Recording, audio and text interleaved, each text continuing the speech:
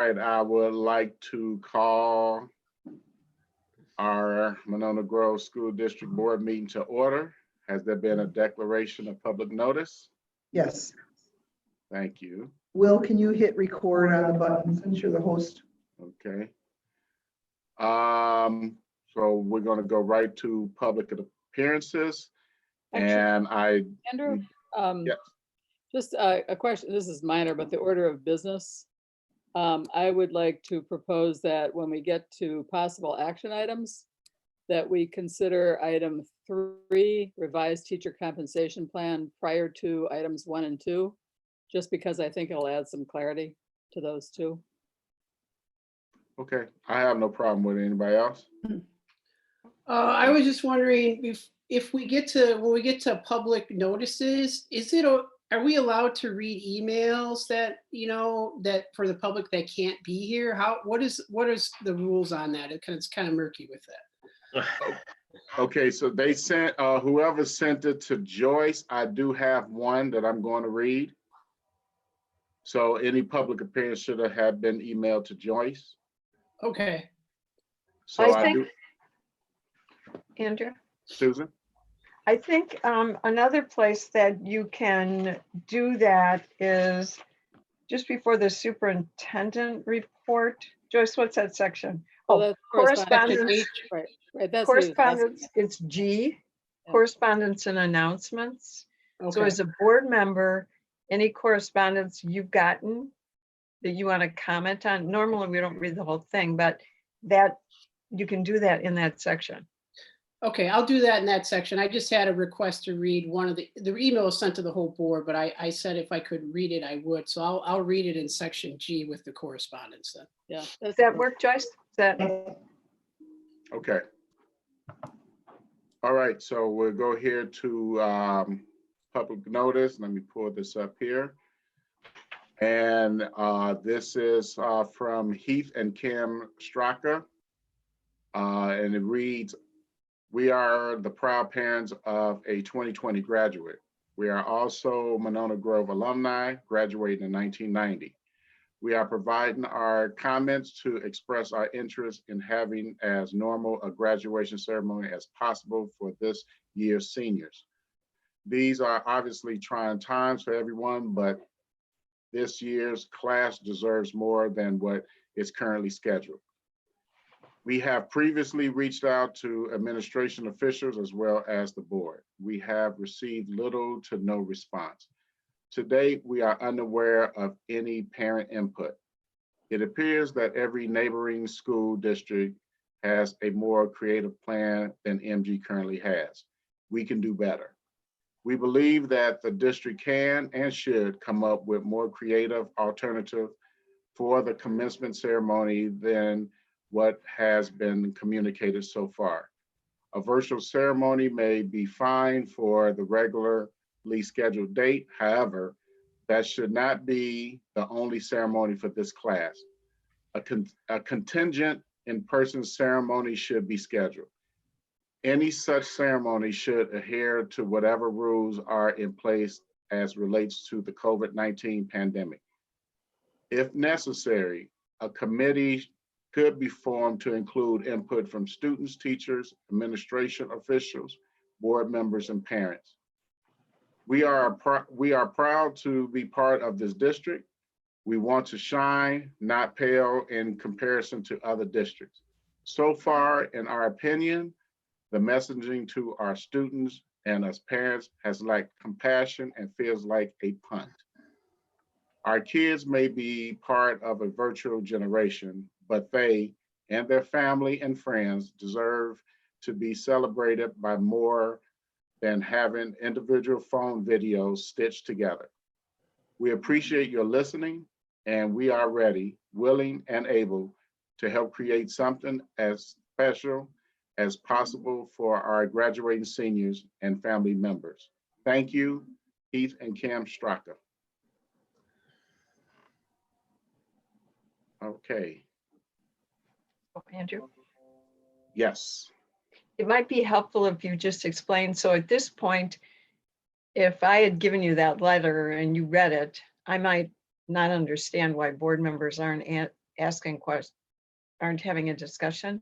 So basically, during a public appearance, you can't have a discussion on an item because it's not agendized, but you can ask the person specific questions about their input. So, and there isn't a way to do that tonight.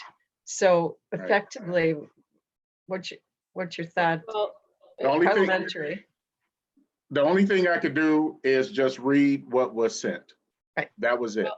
and it is a topic under the superintendent's report, so we will be talking about this more. Right. In the meeting, so. So we just wanted to read that out. That was sent to Joyce to put in public appearances. So that was it for that. So I want to thank them for sending that out for public appearances. Okay, moving on to consent agenda. Can I have a motion, Susan? I move to approve the consent agenda as presented. I second. Okay, Susan Fox first and Elizabeth Cook second. All in favor, roll call vote, starting with myself, Andrew. Aye. Susan Manning, Aye. Susan Fox, Aye. Peter, Aye. Lorraine, Aye. Elizabeth, Aye, and just for the notes, I think it was Lorraine that seconded that motion. or was it Lorena second? Okay. And Eric. Aye. Okay, motion carries. Recognition.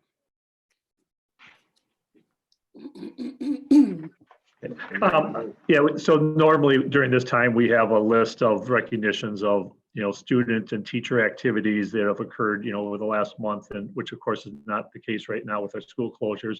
But I would like to just publicly comment, you've all received, written notification of our recognition of teacher and staff appreciation week last week that just concluded. And it goes without saying, again, how, to me, I'm continually impressed how our staff has responded to this school closure situation, working hand in hand with our administrators and our students. And so again, just another, can't say it often enough, thank you to all of our staff for the unbelievable work that they have done and continue to do through this difficult situation. Okay, thank you. Susan Manning. I would echo that. The other thing I would add is it's also been Nurses Appreciation Week. And I would also like to thank not that we don't want to thank each and every person, particularly the people that have been going every day and making meals for kids. We just need to thank everybody. But it was also Nursing Appreciation Week, and I want to recognize our nursing staff. Susan Fox. Just to tag on to the recognition, and not for discussion because we're not agendized for it, but I'd like us to give a little thought to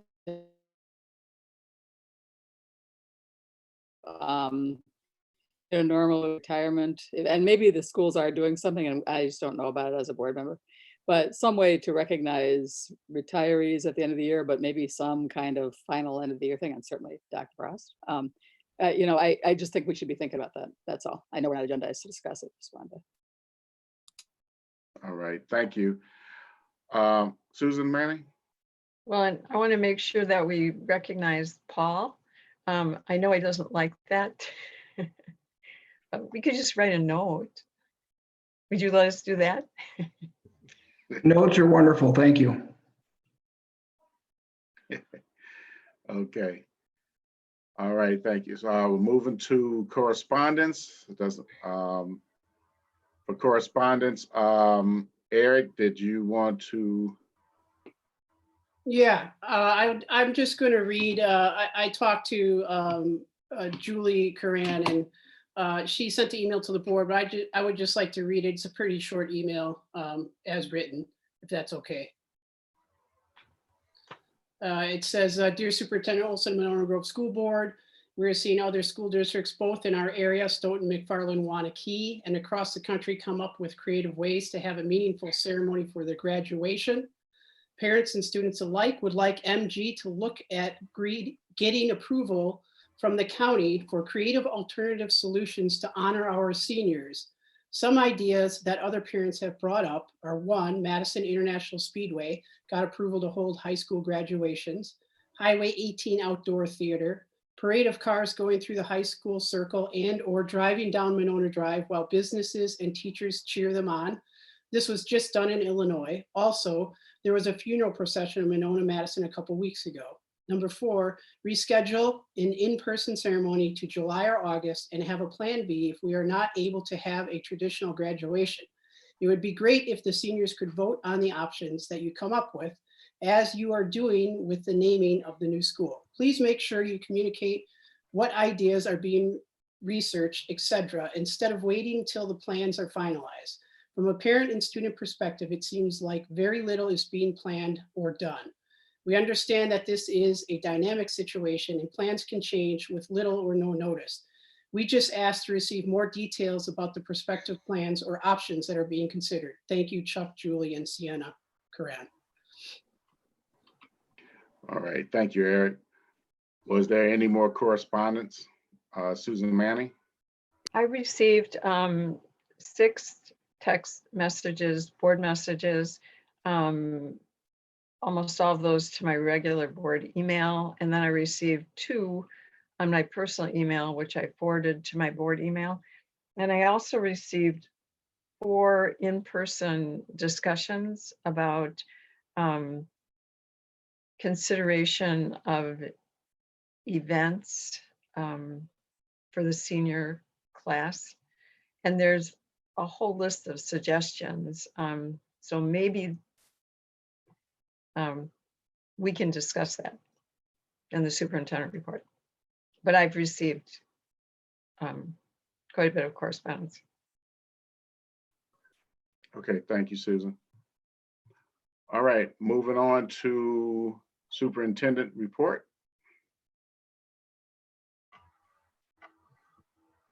Okay, thank you. So I have 2 items to report on this evening. First is very good news. I received a notice from DPI this past week that our waiver request with regard to our agreement with New Estimundo has been approved. And just, I attached several documents, for you, the responses and, correspondence with DPI, as well as the copies of the parent letters that went out this week.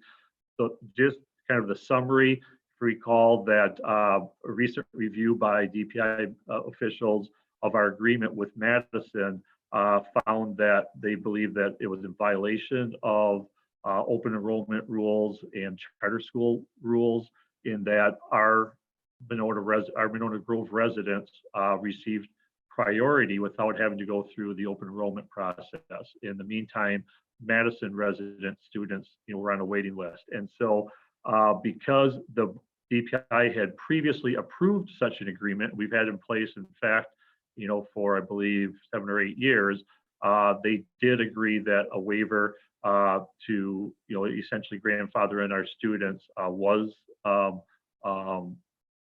acceptable to them. And so our current kindergarten or incoming kindergarten class will still have that opportunity to apply, as we have for 5 seats that we have reserved for Monona Grove resident students. And our students that are currently attending will be able to remain without having to apply for open enrollment. This waiver is good for 4 years. And you might ask why 4 instead of 5, because students are there through 5th grade. It's because we have 4 years left on our current agreement with Madison. And so at that point, if we are to extend that agreement, then we would apply for a waiver at that time for that last year for our students. So all in all, really good news. And we're happy to be able to continue that partnership, at least for the next 4 years.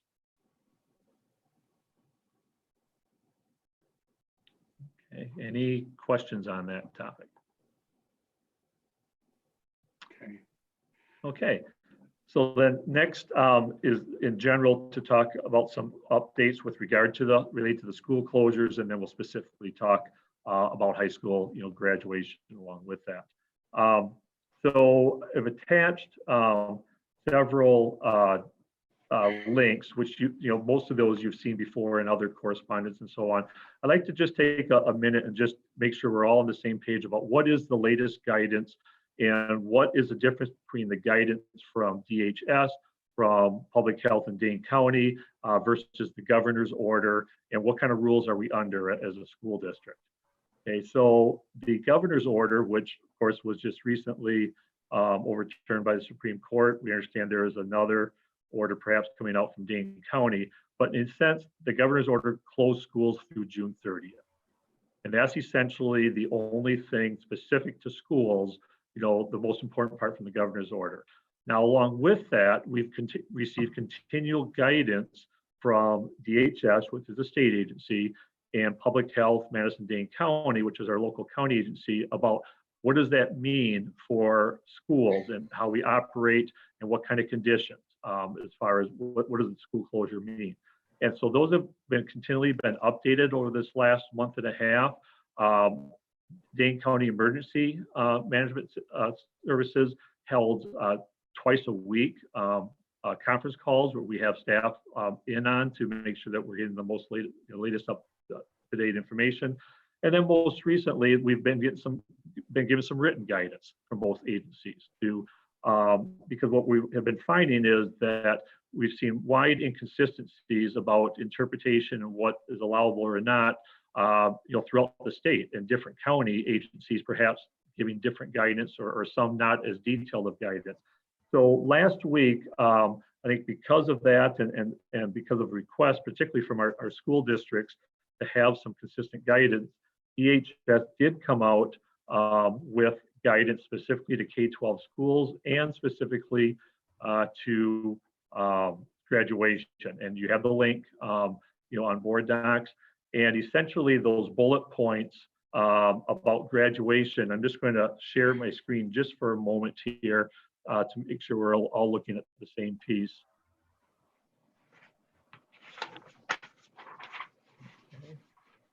Am I shared? Nope, not yet. There we go. Okay, so these bullet points are the guidance that the Department of Health Services has given us with regard to graduation. And then along with that, we had a conference call with Gene Ayers from DHS last Friday with all the superintendents in the state to clarify what this guidance means and the rationale behind it. And essentially their guidance is pretty crystal clear that schools should be holding virtual graduation ceremonies only. We still should not be having students on school grounds at all, and that this guidance is in effect through the entire summer. And specifically that districts should not be planning alternative, in-person ceremonies for even later in the summer. And along with that, again, this is guidance. So the other clear guidance we received is if you are going to look at doing anything different, work with your local county officials, which for us, of course, would be, Public Health of Madison-Dane County. Okay, and so, so that's kind of the statewide guidance. So with Public Health of Madison and Dane County, they've given us much more, or been very specific with their guidance with regard to graduation. And again, I'll just share that part of it briefly here.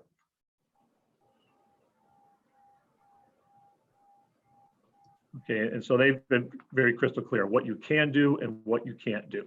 And so you've heard as board members, we've heard, and understandably so, from community and parent members, well, they see in other states, they're doing things like drive-throughs and so on. Why can't we do that? And the reason is we are following the orders or the, I should say the guidelines, they're not orders, okay, but we're finding the guidance from our local public health officials that, again, they've given us basically 4 things that we can do. Virtual graduation, and some things about how you can do that, but making it clear we should not be doing drive-through ceremonies, parade through towns, do not even have students come pick up their diplomas. They're expected to mail them. And so that's the guidance that we've received, from Dane County. And then I'm just going to switch over briefly related to that. They've given guidance for closing and cleaning out our schools for the summer. And what does that mean for, can we allow teachers back in the building to help gather things for their students. And we can with some, very much restrictions. If you might remember, when this all started, we were told that we can have essential staff in the buildings, and we identified who the essential staff is. So our custodial maintenance staff, we know that our school nutrition staff, and then administration and clerical as needed, to be, in the buildings. And so if we follow these conditions, these are the guidelines about how we can go about getting those classrooms cleaned out. And one of the pieces I want to bring your attention to is delivering items to families. Okay, about how can we do that? So if the idea is we're not supposed to have families and parents on school grounds, well, then how can we deliver the items? And so they've given us an opportunity to do that with some pretty strict guidance. And you'll see those 5 bullet points. I don't need to read through them all one by one, but essentially, if the items need to be bagged, families may not get out of their cars or even roll down their windows to pick up items. We'll have staff who are handling the items equipped with gloves and face coverings, and that they can place them directly into the trunks of the cars without any contact with their families. And so that's the guidance we're following, and that's the same guidelines we are using in order for our seniors to be able to at least pick up their cap and gowns and their diploma covers under the same way that we'll be returning items to all of our students and families. So that's the context that we're working under. And understand, over the last month and a half, there's been a lot of discussion and conference calls about this guidance. And most recently, these last 2 or 3 weeks where we've got some things, in writing. So now the question is, well, you've probably heard even other Dane County schools that have scheduled things other than this. Well, how can that be? Aren't they following the guidance? And the long and short of it is that some districts decided to schedule some alternative activities before the guidance came out, and with the best of intentions, of course, and now, and we'll speak a little bit about what's happened since and how they are adjusting, their plans. I will say that, I've been in constant communication with our principals, and particularly with Dr. Brost at the high school about, things like graduation, our seniors, how can we, work with them? And the plans have changed dramatically. The initial plan that Dr. Brost, had shared with me was, to really do, if we were going to have to go virtual, opportunities to bring people on for photo ops and so on. A lot of great plans that we just, since at this point, are told that we can't do. And so, we'll talk a little bit about communication and where we're at. But I'm going to, so before we talk specifically about graduation, can I just pause and just any questions about the overall guidance or these documents and how we're utilizing those or following those with regard to the county and state? Eric? I got 2 questions, Dan. One, is the recent Supreme Court of Wisconsin decision for the stay-at-home affect any of this? My understanding is that if the governor's order is rescinded, the most important part affecting schools was the school closure until June 30th. And so now what we'll be waiting for guidance to find out if Dane County comes out with their own rules, will that reinstate the school closure? Or does that put it back on us as an individual school district to make that decision? So that I don't know at this point. And then my follow-up question is, these are guidelines, but there is nothing that is mandatory or law that we have to follow. They're simply the guidelines put forth, correct? So there may be other districts in the state that are doing different things just simply because they're choosing not to follow the guidelines, correct? That is correct. Okay. And to be fair, around the state, some counties have given some different guidance than what we have in Dane County as well. Okay, any more questions, concerns? Well, Susan? Susan Manning, then Susan Fox.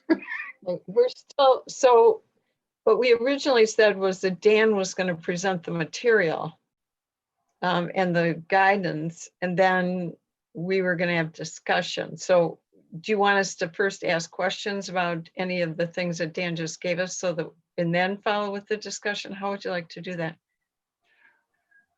Well, we can discuss the guidelines. I don't see no issue with that.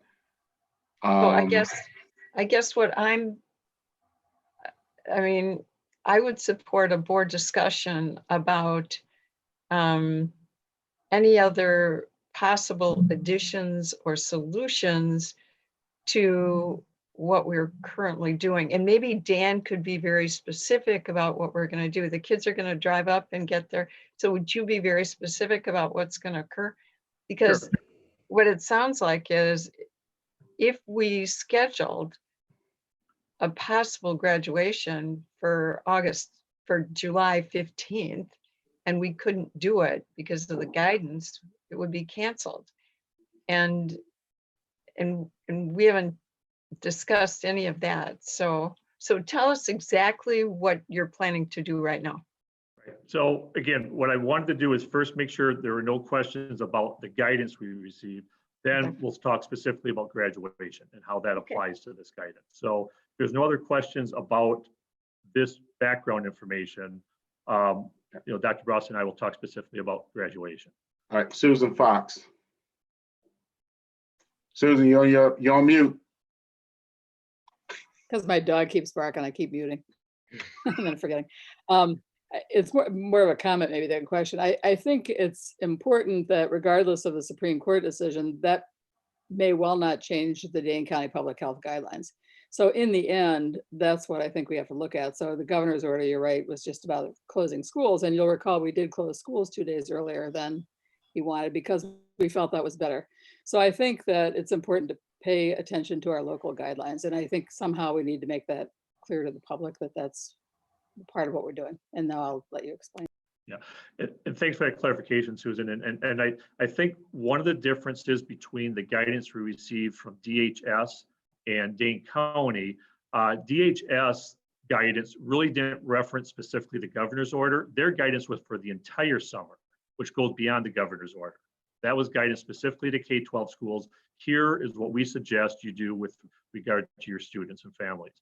Where the county guidance was a little bit more explicit, referencing the governor's order, even though it was still directed at school districts. But just the way it was worded, I think in their guidance document is a little bit different. But as Susan mentioned, it's guidance to schools, kind of regardless of the order, about how they believe that we should be proceeding. But I don't, Dan, did you say that you wanted to come back to this for a discussion though? Is that correct? Well, yeah, I mean, I know the board would like to discuss specifically graduation. Yeah, so I'm ready to move on to that if there aren't questions about kind of this general guidance. Yeah. Are there any more questions about the guidance piece? No, but I thought we were, before I interjected that comment, I thought we were going to hear more specifically about what Dan and Paul have, and then I think we should have a discussion. Does that make sense? Yeah, I think I'd appreciate that. Yeah. Okay, so I think with that, if it's okay, I'm going to turn it over to Dr. Brost, and he can talk a little bit about this planning process and how he has had to adapt over time and where we're at as of today. Actually, he had an opportunity to meet with all the other Badger Conference principals this afternoon to talk about their revised plans and where they're at and how they're reacting to these latest guidance as well. So, Dr. Brost. Good evening. Can you hear me all right? Yes. Yes.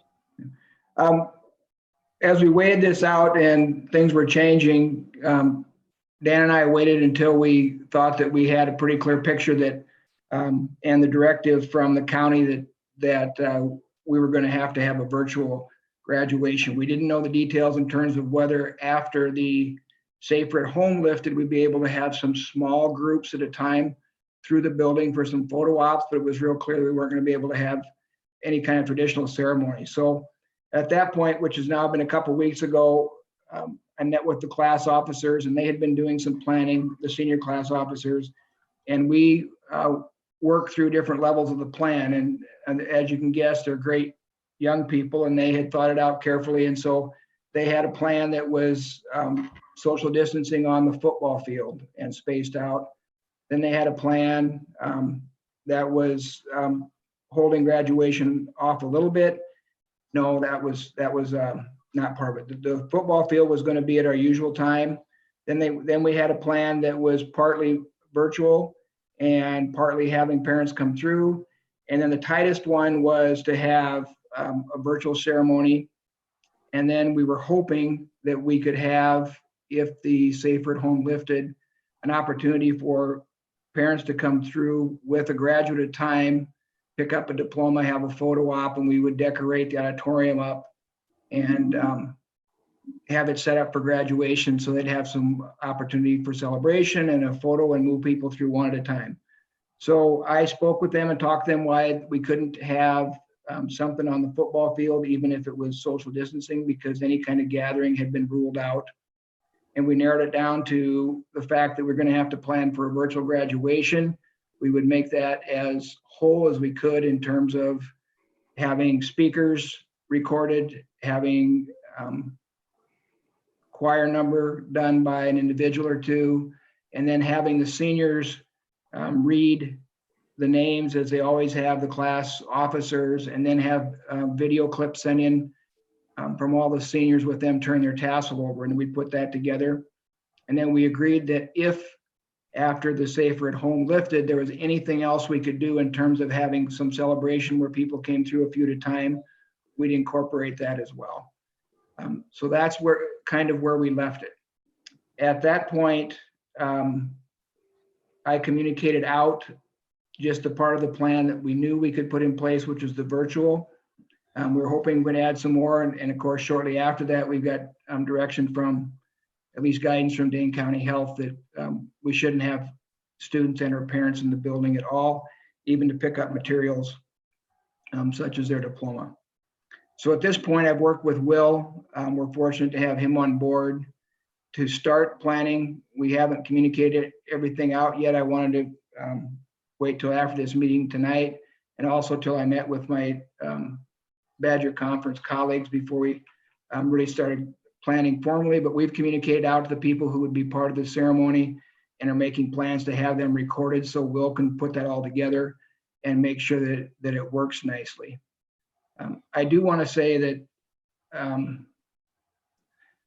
there's no one at the high school, at the administrative level, at the teachers, or the students who wants to have a restrictive graduation that's not face-to-face. I mean, everybody who's been communicating and planning wants to do as much as we possibly can to recognize the kids. So I understand the frustration and how awful it is to have senior year under these circumstances.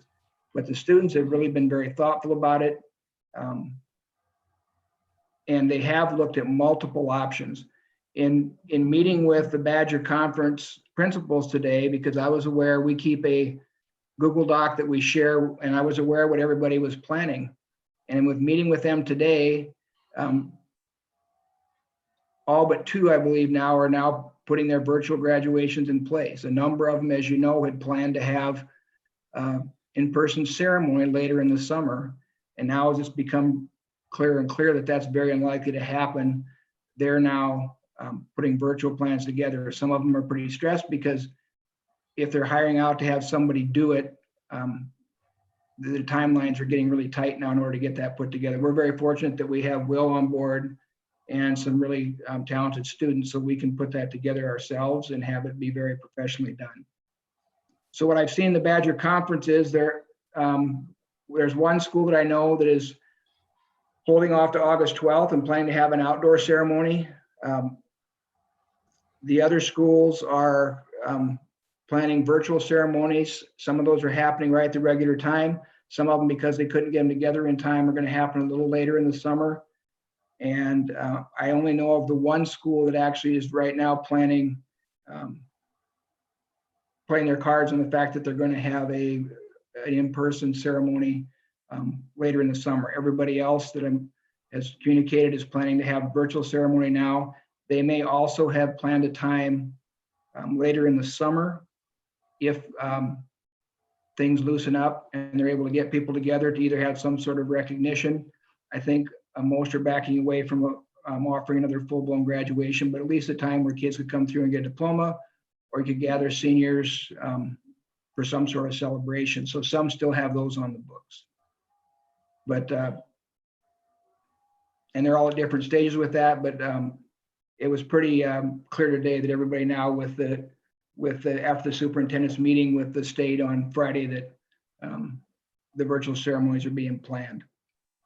There are a couple of districts that haven't had an opportunity to communicate that out to parents yet. And that has been a little bit of our frustration from Dan and I, is because there are things going on around us. And again, none of it in secret or in poor judgment. It was just things that were planned prior to the new information coming out that people are going to have to adjust now. And some of those adjustments haven't been communicated out yet. So when I hear from parents that, why can't we do what so-and-so is doing?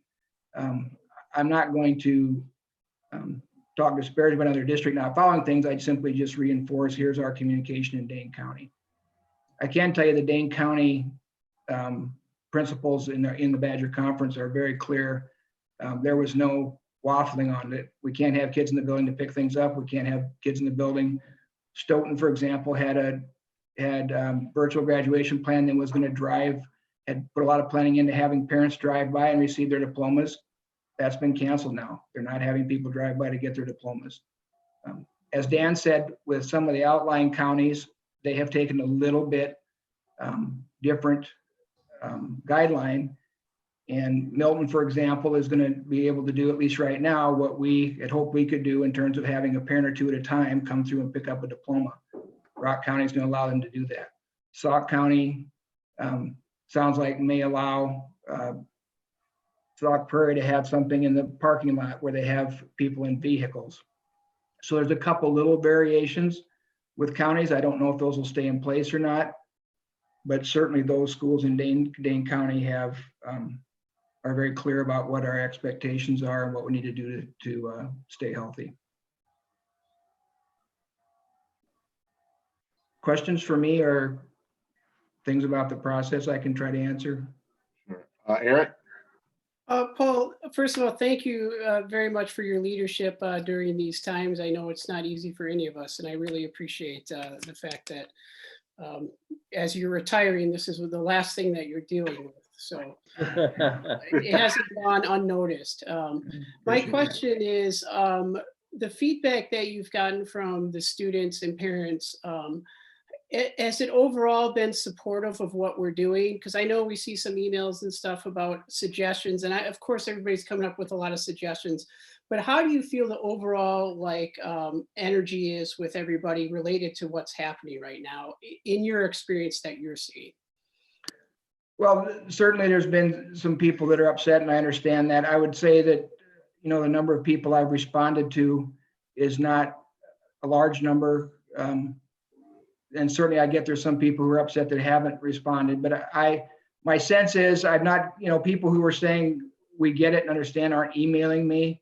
My sense is that the majority of our parents and families understand and are understand how the guidelines are and that we're doing the best we can to stay within those. Doesn't mean other folks don't have good intentions. I just think not everybody has the same information. I can tell you when I had conversations with and again, I haven't put out a survey, I haven't put out a vote. And part of that, to be honest, is that not everybody has the same information. I'm really not excited about putting out something and a vote on and saying, here, I'd like you to vote on this, but here's all the 14 restrictions you have to stay within. So really, I'm not giving you any choices anyway. And I don't mean that people's input isn't important, but it's just, I think this is a really difficult situation to have. And it's because it's so fluent and changing. I put out a survey or asked for kids' feedback and make some sort of promise. And then a week later, I have to pull it out from underneath them. And I'm really uncomfortable with that. When I met with the class officers and asked them about, even if we could schedule a graduation, and this is only 4 students, right? But they're pretty in tune with their peers.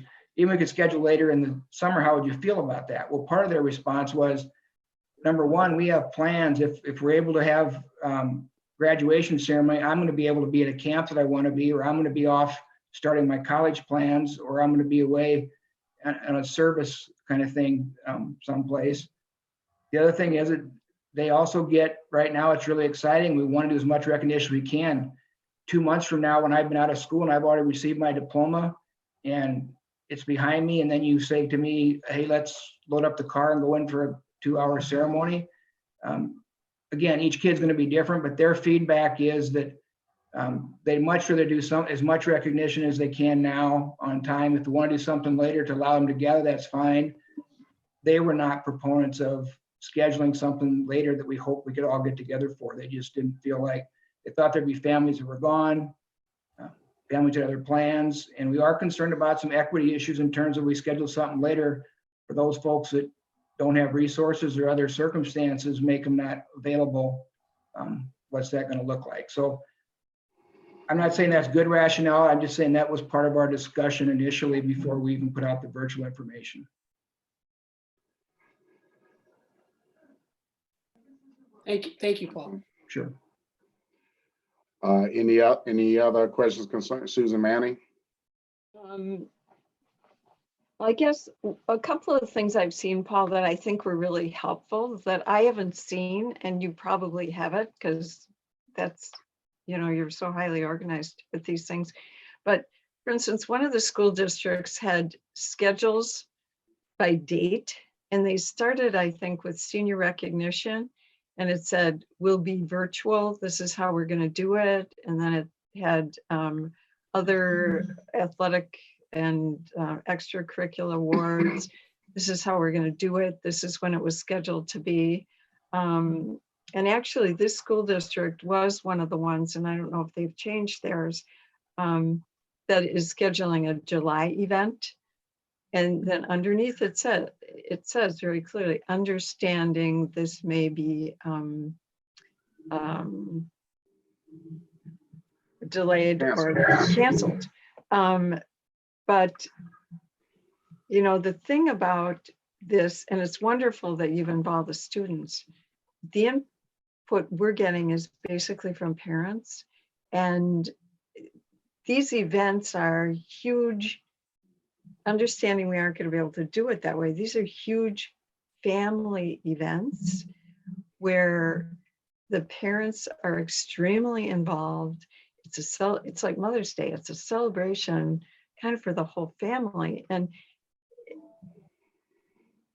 I understand. I mean, I have a child tonight on the front line of this virus who goes home to a 4-year-old and a 6-year-old and a wife every night. It's terrifying. I understand that. I just think that to start with, the more clearly we can structure what we're going to do with particular dates that we're coming up, like senior recognition, things like that, I think is really a helpful thing. And then again, billboards, using the lighting on Monona Drive from the high school, we now have signs for the seniors, but kind of felt like it wasn't our idea, except for the paid ones. So it's wonderful that it's done. It's wonderful because they're out and I've seen them. But I mean, if we had another 300 of those senior signs right now, we could have those all up and down Cottage Grove Road, Vilas Road, Monona Drive, Bridge Road, just honoring the seniors. And then all we have to do is pick them up a week later. I mean, things to make them feel good during this difficult time. And it's not just the seniors that feel difficult during this time. It's the families that are stressed by the things they're having to do during this period of time, whether it's taking care of a positive patient in the hospital or it's having a child who might have been exposed. It's a terrifying time. So anything we can do to communicate well and offer, we could all buy them hats and wear hats that say, nice job, class of 2020, t-shirts. I mean, we used to do 8th grade t-shirts and all the kids had signed the back of the shirt that we printed. There's just any thoughts we have. Yeah, I appreciate that. We've shared items as a Badger conference. I know some colleagues have done a better job than I have of being out in front of some scheduled things. Because we're in such a reactive mode, it has been difficult to advertise and plan very far ahead. You know, the yard signs came from staff putting that together. The school spotlights, the senior spotlight that we're doing on the website was an idea we got from another district. We are going to have our senior rec is going to be done. We're not going to do a video, but we are going to have seniors pictures with their awards they received for senior rec on a different slideshow that can be accessed. Again, I haven't advertised that because I had to make sure we could do it and that we had things in place. Because I don't want to put things out and then find out we can't do them. So we are trying to do some of those things and give seniors the recognition that's due. So I don't know how else to respond except for we'll keep working on those things. I can tell you that in terms of the student services staff and other folks, administrators and others, just a lot of time and energy just trying to keep families and kids going academically and trying to get seniors to graduate. And so most of our meetings and time and energy has gone into communication and trying to get kids across the finish line more than it's gone around the celebrations. That's not an excuse, but maybe we haven't balanced that very well, but that's been our primary focus, is just a lot of concern about how kids are doing in these times and are we going to get them through and what's that look like, and trying to make adjustments there. But I'm open to suggestions, and there's things we can still put together. That's certainly not a problem. Do we have any any extra of the senior signs that we could put up? I don't know how many they do. Again, the staff, Michelle Swanson and Brendan Beckwith did that with support from the staff and put that together. I know they have a few, but I don't think it's very many. I think they ordered enough for the class with a few extra. Our sign out in front billboard, we can't display pictures on, like pictures of seniors. We can put messages on, but you can't display kids' pictures out on that out front. Some schools have done that. All right, Lorraine? Paul, thank you again for all your hard work and with this efforts. My question is, could we utilize the parent committees at all in any capacity?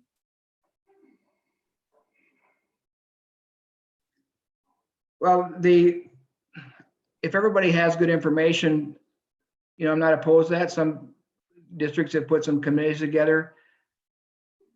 From my lens, just because things are a bit fluid and because the guidelines are real clear, we're certainly open to suggestions. I just think that we're just very limited on what things we can do, and so I'm hesitant to ask people to put time and energy into things and take a look at when our options are relatively small in terms of what we can do. It doesn't mean if somebody comes up with something creative.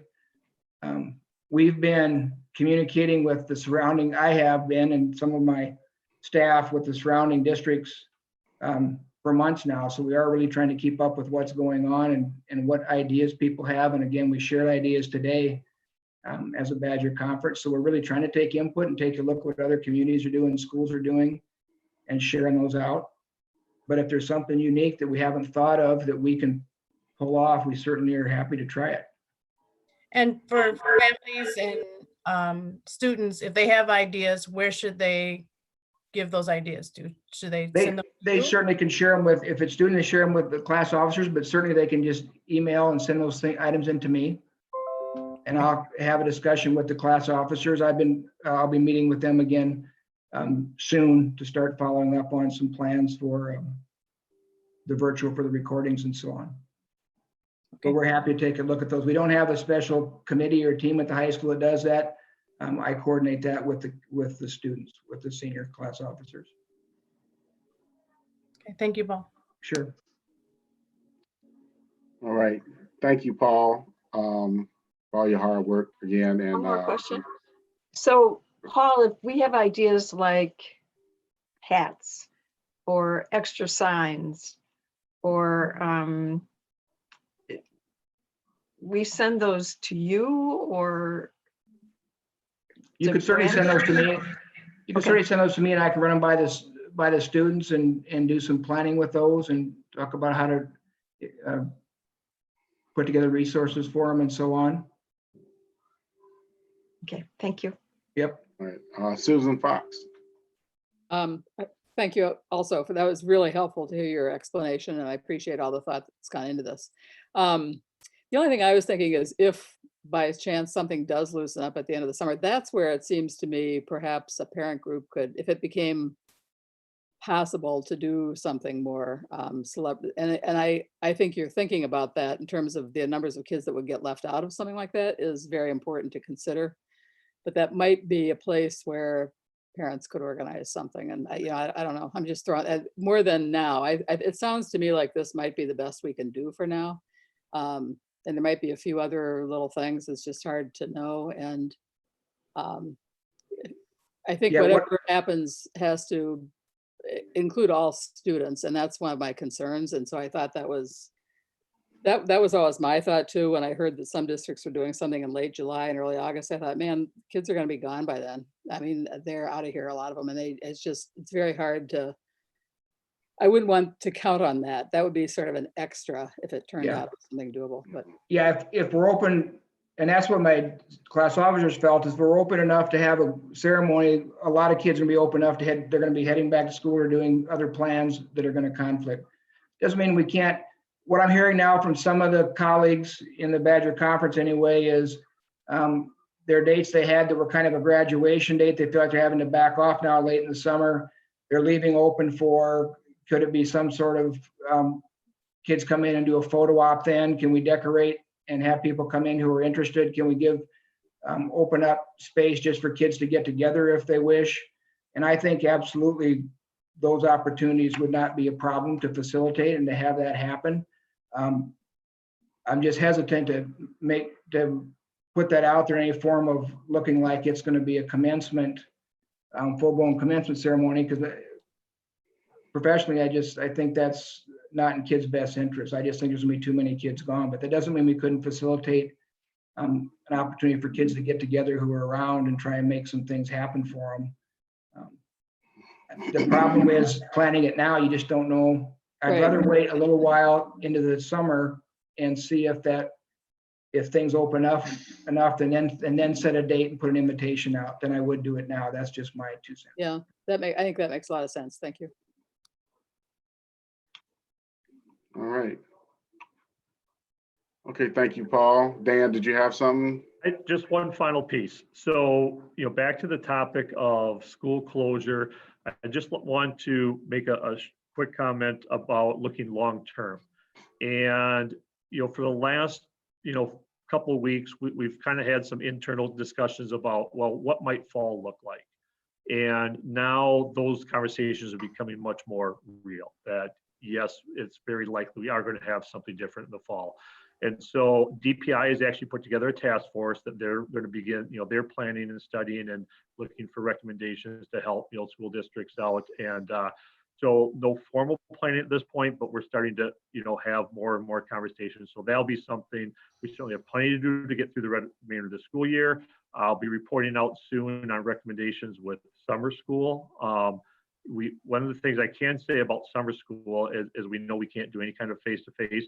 We did get rules that just were published yesterday from DPI about how we can count hours for aid purposes for virtual summer school for elementary. And so, right now we're looking at what could that look like and what are the, again, it's a voluntary thing, but what sort of things, parents and students might be interested in. So that is coming up very soon as well, that we'll have recommendations with regard to that. And then the planning for fall. I think our summer is going to look very different, where we normally try to do a lot of professional development in the summer, curriculum work. In all likelihood, it's going to be more working together about how is school going to look like in the fall. So Right. definitely more to come on that. Okay, Susan, Manny? And could you make sure that the communications to the parents, also a copy of that blind copy comes to the board, so that we can see we can see when you're communicating out and the information that you are communicating out, so that when people ask us, well, I haven't heard anything, I know whether or not it's been sent. Sure. Thanks. Okay, sounds good. Okay, Thank you, Dan. All right, we're going to move to board reports. Personnel Committee, Susan Fox.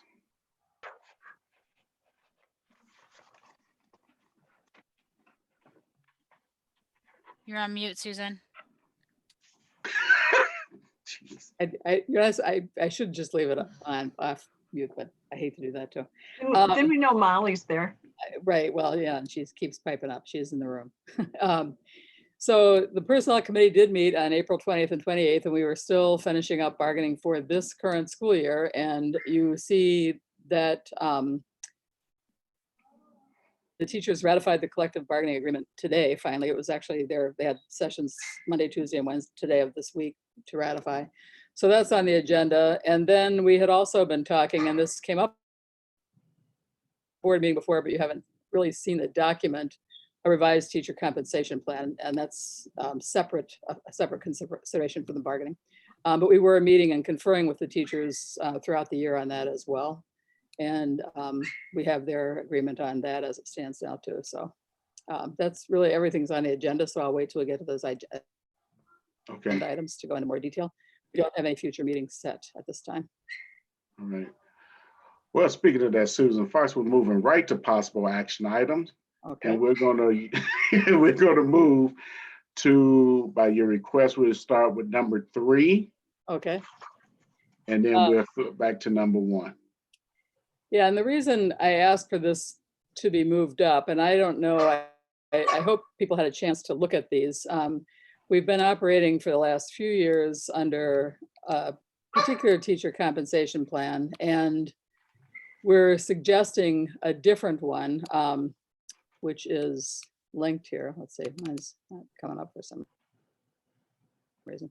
And I just thought it would be helpful to go through the plan a little bit first. So if you can, I can't screen share. I don't know if I could let Dan and Jared maybe I'll do talk that. about this. You might want to screen share. In fact, do you want to run through it and I'll fill in? Since you can screen share, it might be easier. I don't know. Or you or Jared, whoever's gonna. Yeah, I'll be glad to. Yeah. Or I can. Okay, so what you should see right now is the current plan, which was last revised by the board September 26th of 2018. And this has been in place for the last 4 or 5 years.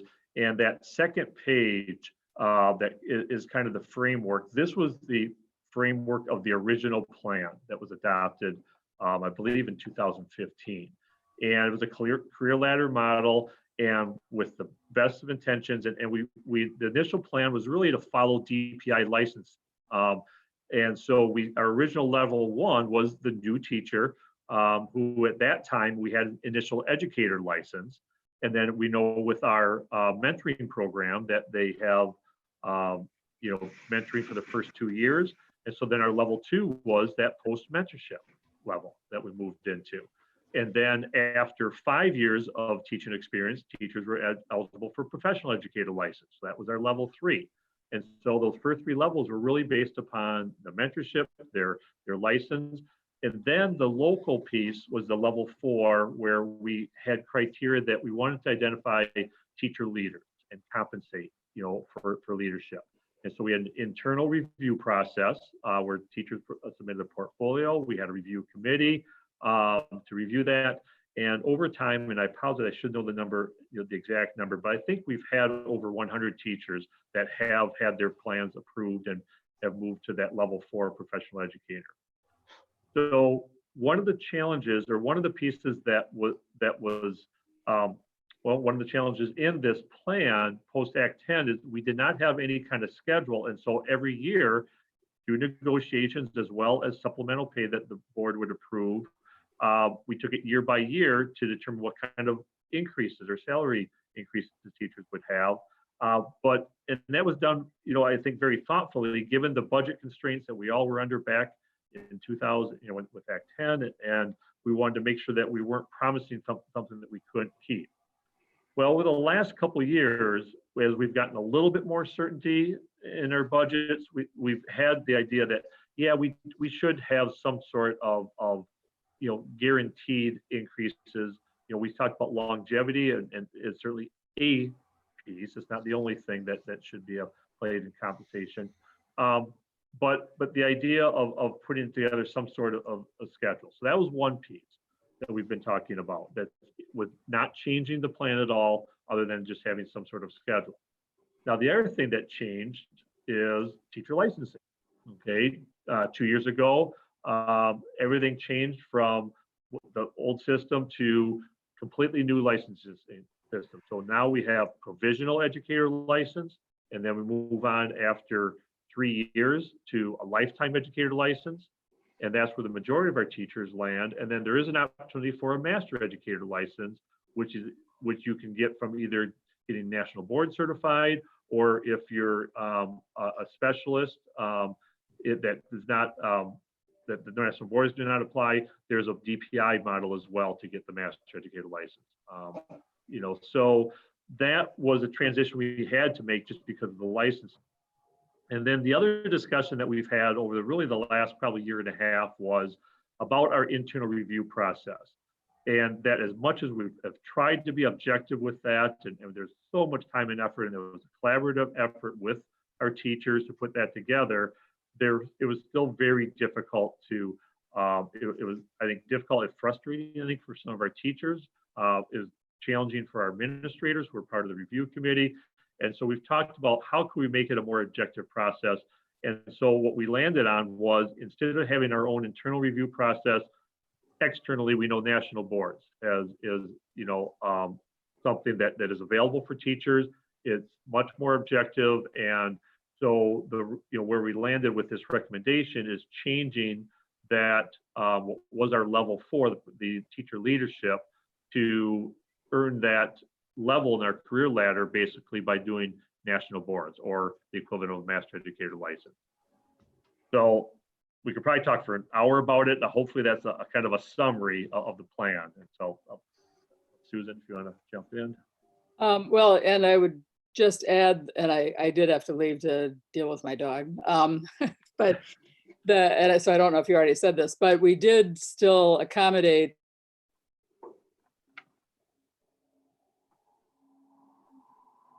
into their salary. It's just that they will not be in that dark green top section. They'll all be in the lifetime license section, but they're accommodated salary-wise every year. And that stipend now becomes part of their base building salary. So it was a change. So they still, everybody who reached level 4 during this period is still recognized with that salary difference in this plan. And then the next page is a nice page of definitions of the current licensure. That just explains everything Dan just talked about.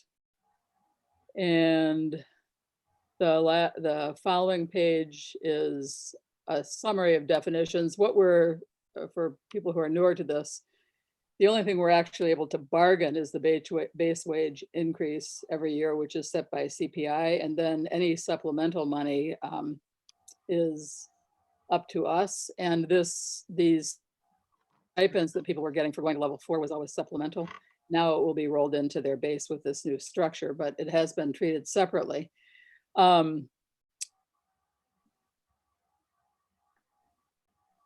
then the salary range for this current plan, we're suggesting the base salary for a provisional educator license, a new teacher coming in, would be 41,000. So the range is 41,000 to 56,900. We did find we have to, well, I'll save that for a minute. And then it gives the ranges for the next salaries.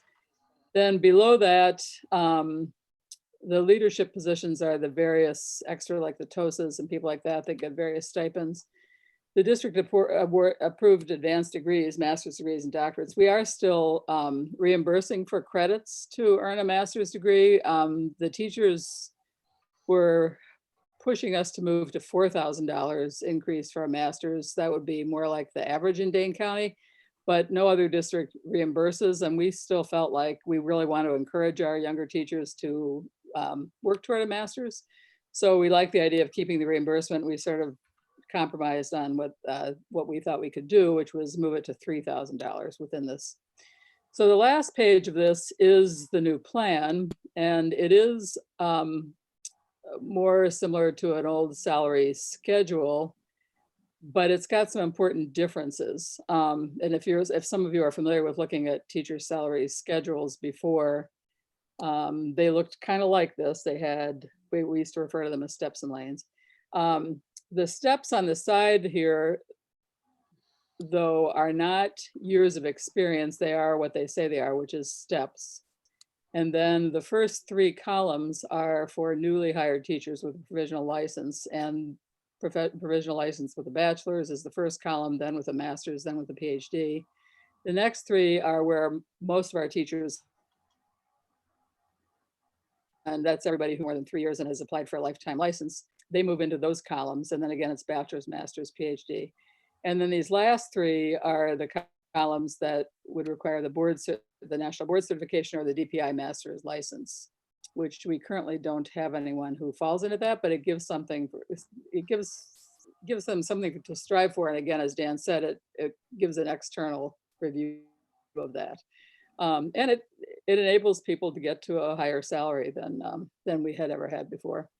So we're pretty pleased with it. It's taken a lot of work, a lot of revisions. And oh, I was going to say the other difference when I look at this schedule is that the old salary schedules had percentages of your base, each cell as you moved. I'm sorry, I'm looking at my own thing and not looking at these. But let's say you were lifetime with a master's degree at step 10. When you moved to 11 the next year, I mean, the cell structure was generally was a percentage of salary and of the base. Anyway, it got so expensive that it was hard to pay for it. These are flat salary increases. It's the same $1,100 between every step. If we have funding difficulties, it's possible, and the teachers, we've talked about this, we may have to incorporate half steps if we can't raise everyone to the full step in a given year.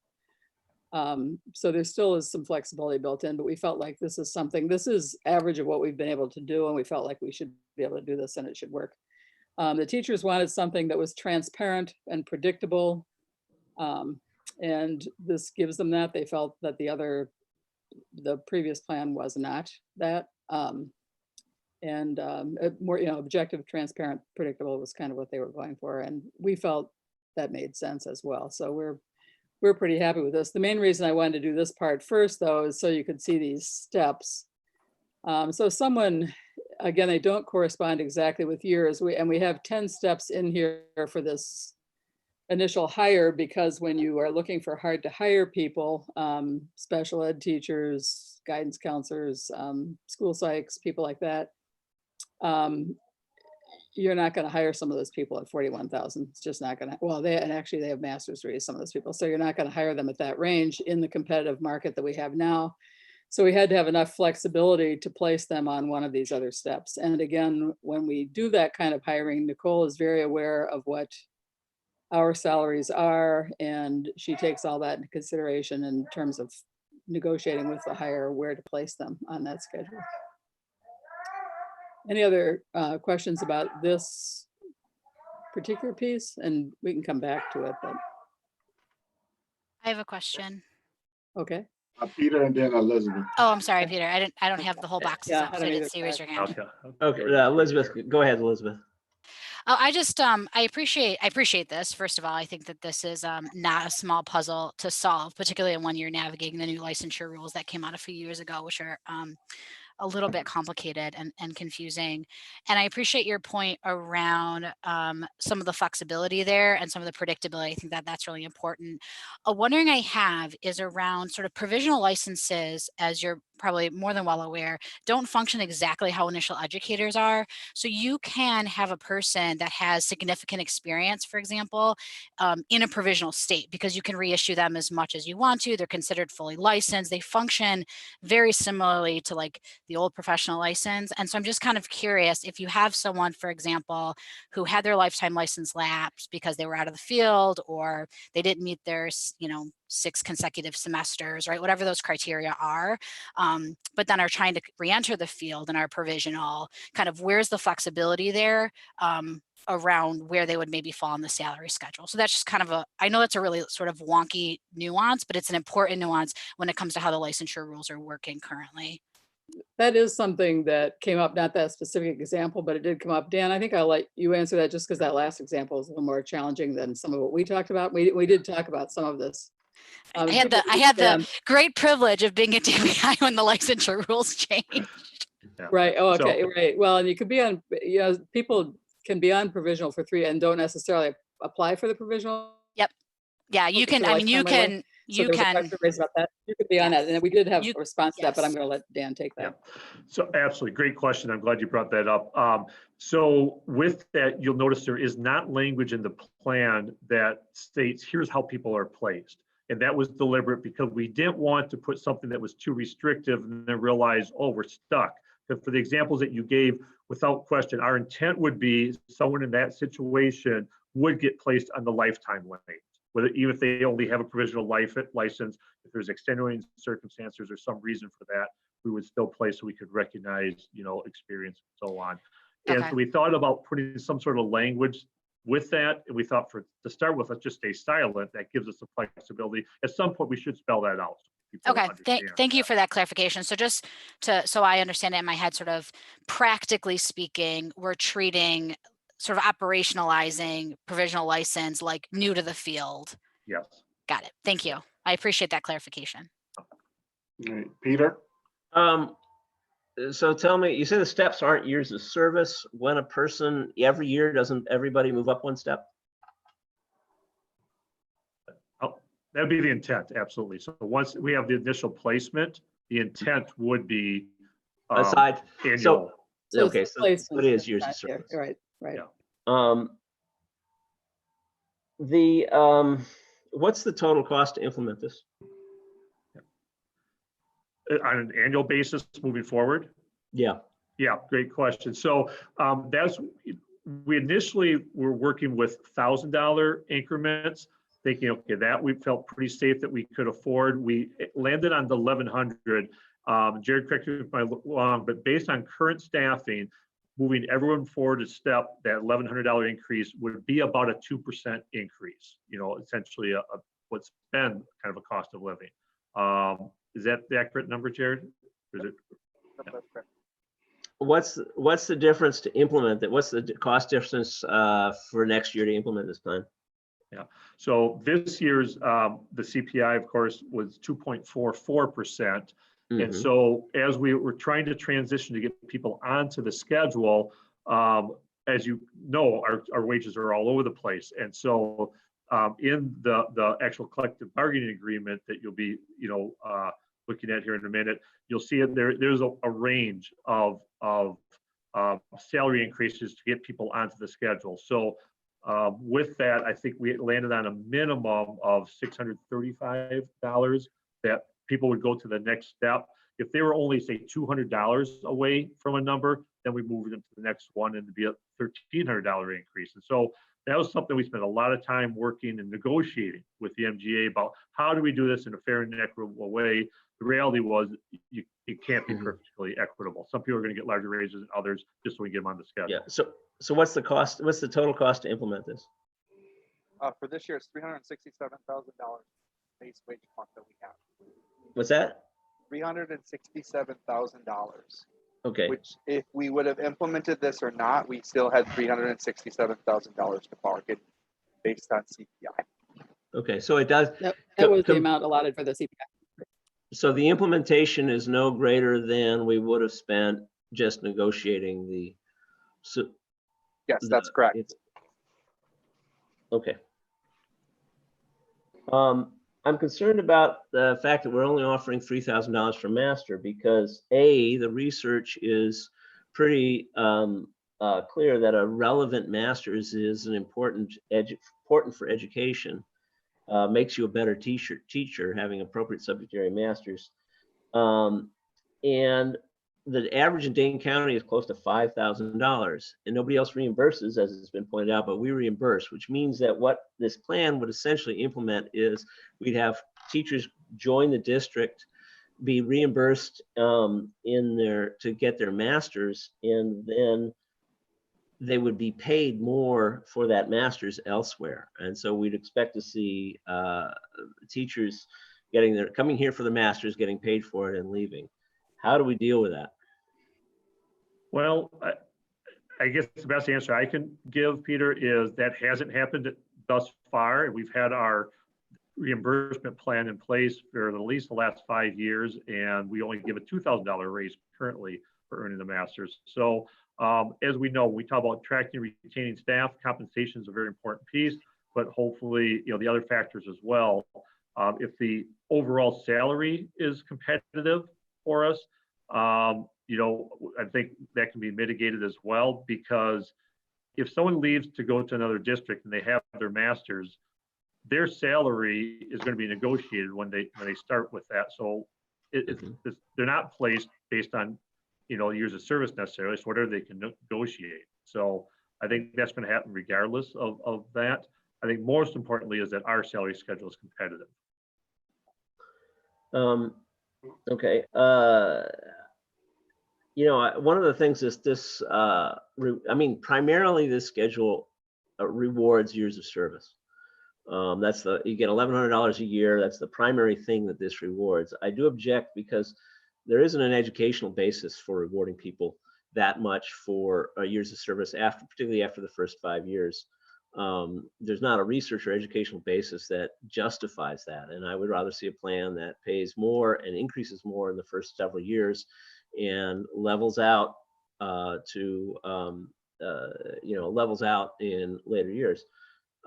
Years ago, a teacher said to me, first thing that said to me when we were talking about teacher compensation was that the plan is equitable but not fair. It was talking about a steps and lanes plan. And the reason that their conclusion was it wasn't fair was that a 10-year teacher could be working harder than working as hard as a 20-year teacher, but that 20-year teacher is making significantly more. And so I don't think that this plan addresses the real issue of fairness. I do agree that there were some issues with implementation of the prior plan, particularly in the year-to-year predictability. But I think that we should have worked those out rather than going to something that rewards, that looks like our old plan, which rewards so much steps and which rewards years of service above just about any other consideration.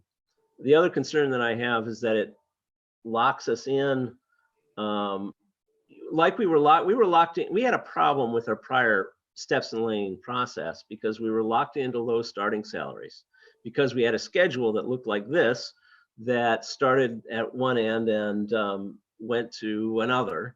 And a lot of our resources were committed to senior teachers, leaving us very little ability to appropriately adjust our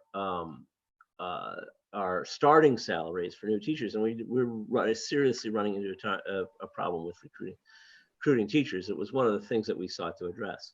And I see this tying our hands and getting us back into that situation. And I don't know how we address that. Susan Manny. Well, I'd like to comment on a couple things. First, I think it's mildly presumptive to think that a teacher would come to Monona Grove because we reimburse for a master's degree.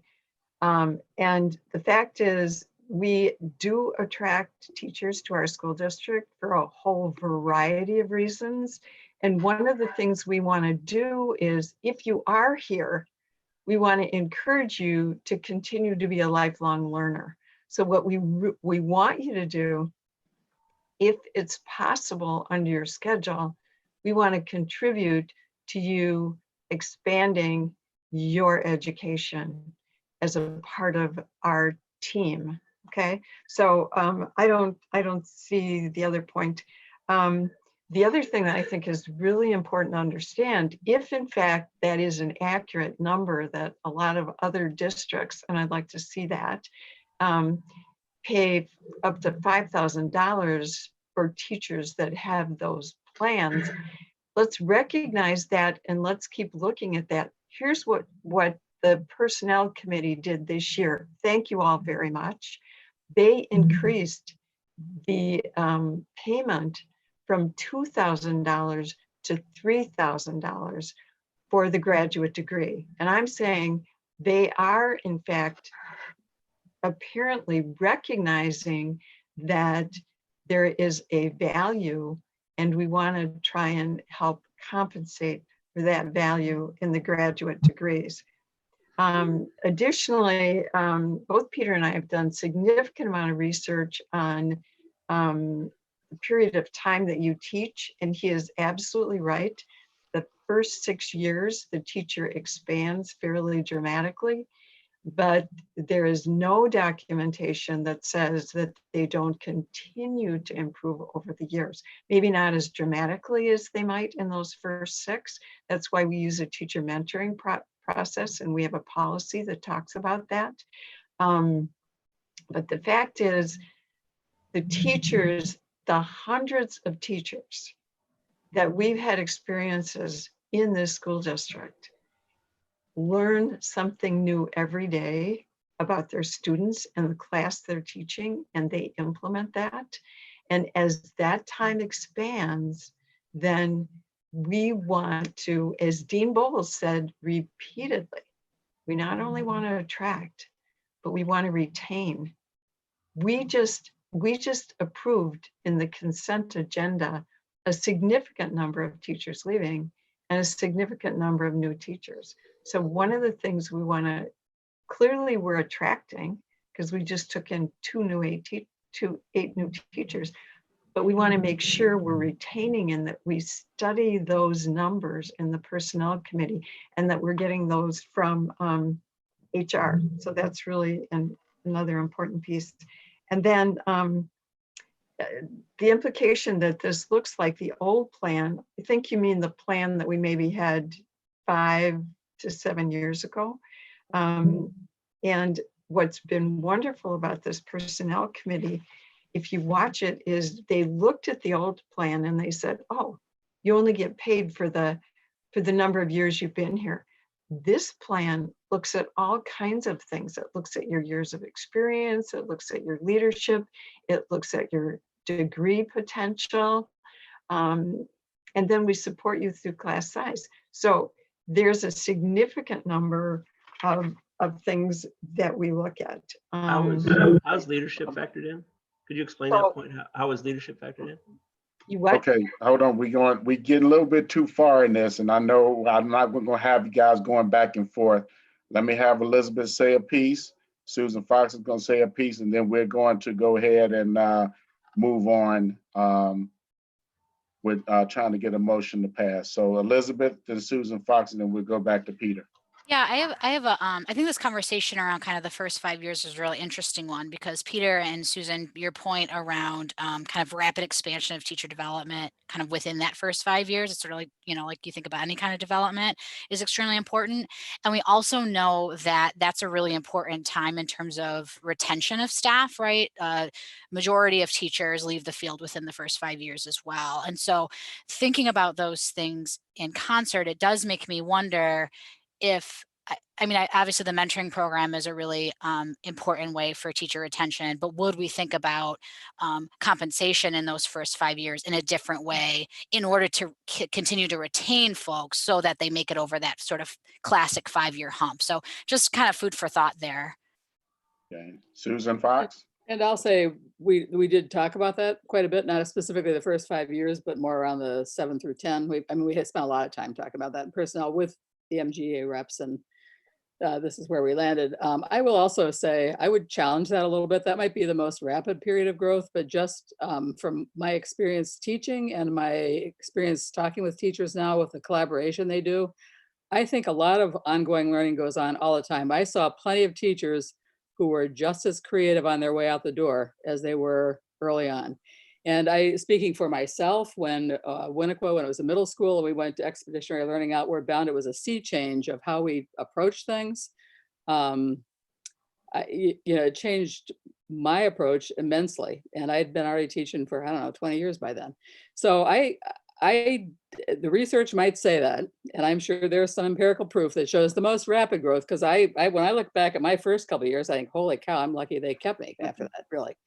But I think it's ongoing learning, and I think it's kind of insulting to our teachers who've been around for 10, 15 years to imply that they're not still growing, because they are. I see it, and I'm going to defend them on that.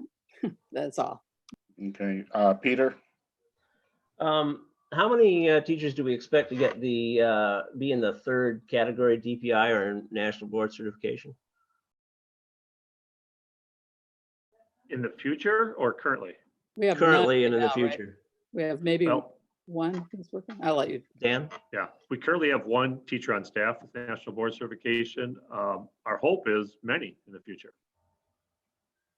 What is required to get either the DPI or National Board Certification for that?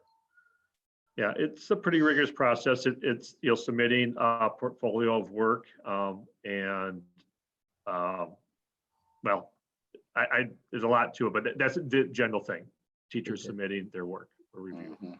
All right, it was mentioned that this plan, it factors in leadership. How is that done?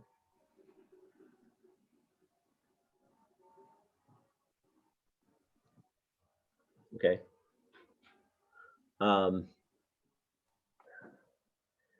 You know, I with a referendum coming up, this is my other objection, is that the public's going to look at this as an old step and lane type program, and which, when we passed the last operating referendum, we got rid of that. We made that part of it with funding a new plan, made that part of that. And I'm concerned that this plan, as it stands, will jeopardize the ability of us to pass the referendum coming that we need to pass next year. Because there's people say that, we'll look at that and say, hey, you're going back on what you gave us 5 years ago when you passed the last referendum. And I'm a little concerned about that. Okay. All right, so I'd like to have a motion to approve the revised teacher compensation plan as presented. Can I say something? Go ahead, Eric. I just in regards, Peter, to your comment about the old step and lane system, you know, keep in mind, this is what the teachers want. This is what the teachers are requesting. And this actually, we have a plan that we worked on that's going to work for the district as well. So, I mean, whether it's a step and lane or the old, the previous salary schedule, we're trying to accommodate what the teachers want and what's best for the district. And I think we've done that. We spent a lot of time on it. So I don't think we should get too hung up on what type of plan this is. I think we should be focusing on, does this work for the district and does it work for our teachers? And I think it does both of those things. That really wasn't my concern. My concern was the public perception. Susan Manning. I think, again, I was so impressed when I read this plan. The other plan was a 44-page document that ultimately was effectively impossible to implement, particularly at level 5, and very, very difficult to implement the level 4. And to be able to look at a document today and read about if you're a teacher, this is, if I do this and I'm able to be good at what I do and I expand and learn, then I will progress in my salary, which is the business concept of the world. And I think it's so important to support these teachers in an understanding of an expectation and of what their salaries will continue to be. And under the system we had before, it was, you were relatively clueless. You didn't know how to apply for level 4. There was no level 5 that was implemented. When you read this, it feels readable. And I really appreciate moving to that concept for all of us. Peter. I mean, our teachers are smart and accomplished professionals, and somehow, despite all that, they figured out, 100 of them figured out how to successfully apply for and get to. And how many of those people had to apply 2 times and maybe 3, Peter? Well, that's part of the plan, that you have to have adequate evidence And the plan was that they had to have adequate evidence, and sometimes they had to apply more than once to get there because they had to develop develop adequate evidence. And nobody told them what the adequate evidence was until they walked in the Um, door uh, spending right. 100 people managed to figure I'm it gonna out. cut, okay, you two, I'm gonna cut you guys Thank you, off now. Andrew. Okay, let's stop right there. Susan Fox. I'm going to move approval of the revised teacher compensation plan as presented. Second. Okay, roll call vote. No. Start with, You got to allow discussion, Andrew. Be a discussion. I just think we've wanted to been try to get us discussing moving. it forever. Doesn't know. matter. You have to allow discussion until it's All right, done. let's have it. You can cut it Anyone off has a at some point. discussion? I mean, Any the discussion? way it works is you have to allow us discussion unless the board as a whole, it has a vote, unless we're done, or the board as a whole has a vote to limit discussion. That's No, just, I understand that. But you guys, when I made that move to approve, everybody started discussing. So, Right. okay, do we have anyone Discussing that, is different than any arguing discussion? too, I say. do we have any discussion? Okay, hearing none, roll call vote, starting with Susan Fox, Aye. Eric Hart, Aye. Elizabeth Cook, Aye. Lorraine Gage, Aye. Peter Sobel, nay. Susan Manning, Aye. Andrew McKinney, aye. The ayes have it, motion carries. Moving to first item on the agenda, the 2019-2020 collective bargaining agreement with MGEA teachers. I'd like to have a motion.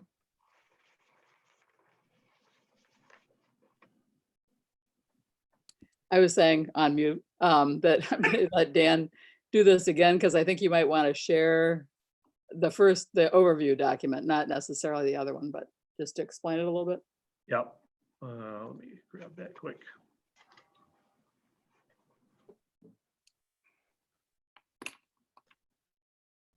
Okay, so this is the document labeled, as you can see, teacher bargaining salary recap for tonight's meeting.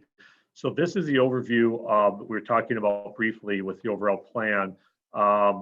And Jared Rosing puts this document together. So I'll give the real brief overview and Jared can provide any details that I miss. But essentially, our current law for collective bargaining is that it's based upon every year there's a CPI that's announced by the WRC. This year it was 2.44%. That's the maximum dollar amount that can be bargained. This document shows how that is computed. It's the total base wage, and that comes to the amount of $367,000. And so that dollar amount is distributed by placing teachers onto the salary schedule. And so in past years, we've had some additional supplemental pay beyond that because the CPI is a little bit higher this year. That's the only amount that's being distributed. You'll note there is supplemental pay, and that'll be in the next agenda item, and that's to honor the last year of those folks who did qualify for the level 4 leadership stipend. We had 19 teachers this past year. So that $38,000 is actually supplemental pay that will be asking the board to approve, separately, but then they'll get incorporated into their base wage moving forward. So that's a really big overview, Jared. I know I missed a couple things, but I'll jump in here. Nope, and just to explain the calculation. So the snapshot actually where this $15,056,000 comes from is our snapshot that takes place on the second day of January of the year before. And then we apply it based on the CPI to get us that $367,000. I think one thing that when we talk about base wage bargaining, it's very different than what previous bargaining looked like pre-Act 10. Going back to Peter's concern about the salary schedule, the salary schedule is not something that can be bargained. It's outside of the bargaining, so the salary schedule is 100% the direction of the board. The only thing that can be bargained is this $367,000 and the distribution. At the end of the day, as long as good faith bargaining happens, the board ultimately has the final decision to implement. There's not the arbitration and the mediation that has happened in the past. In the last number of years, as Dan had stated, we've always been able to give the CPI or more.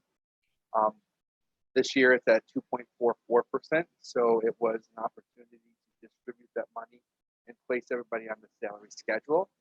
And how we did that was everybody was placed based on their 18-19 salary to their closest step. If they did not get that $635,000 increase, if they were classified as a full-time, and then we obviously prorated for part-time employees, they got moved to the next step. We still, because we were moving or starting to look at it and moving off of the old compensation plan, if you recall, level 3 individuals were individuals that were in the old compensation plan was guaranteed a $45,000 pay after a number of years of service. We were maintaining that. Obviously, as the process went through, the lifetime license at step 4 ended up being $45,000. So we still were able to accomplish that, but as we worked through that, and then obviously the $3,000. So that, based on allocating all that out, we used up pretty much the entire $367,000. Really, there's only $278 that's remaining, and that's something that's just because of rounding and not trying to make the salary schedule just like $41,001. We both parties agree that that's just left on the table.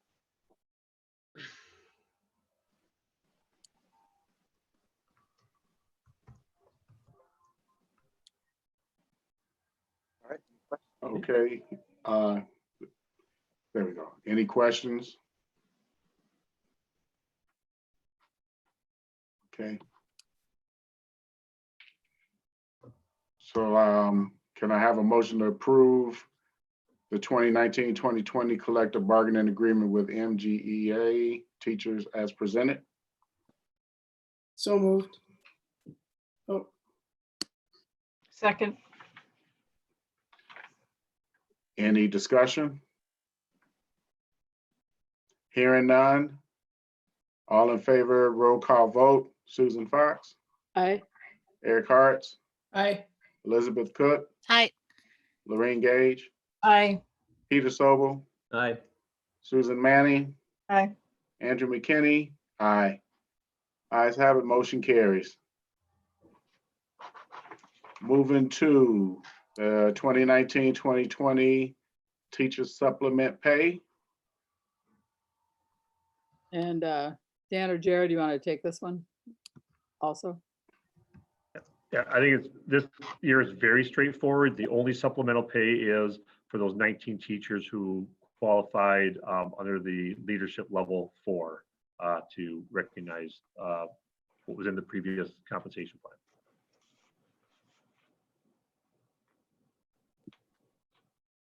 Is that the $2,000? Is that what that number is, Dan? Correct.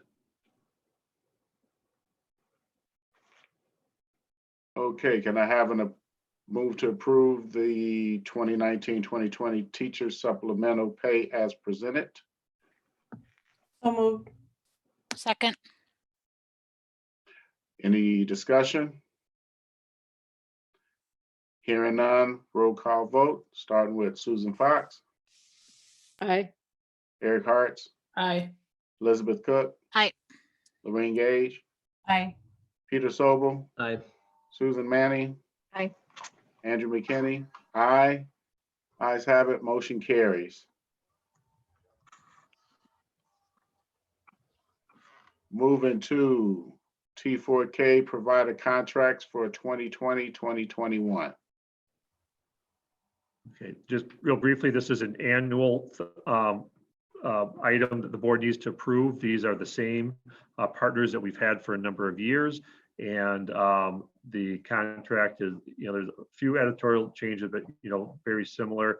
And the most important thing, you should know that it does include a cost of living increase of approximately 1.89% for per pupil, reimbursement. So, Peter?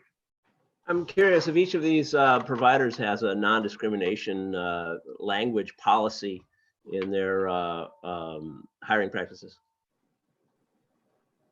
The reason I asked to see this before this came up again, and we haven't seen that.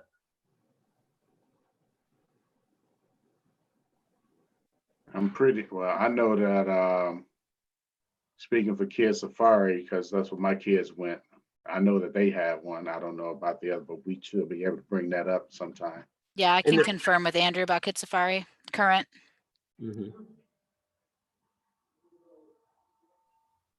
So we don't know I don't know. for the other vendors.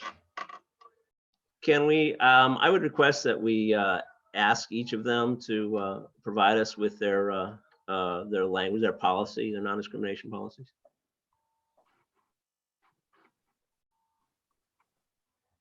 Yeah, That I'll we be can glad to review. get that. I apologize, Peter, if that was a request you Mhm. made previously. I wasn't aware of That's that. all right.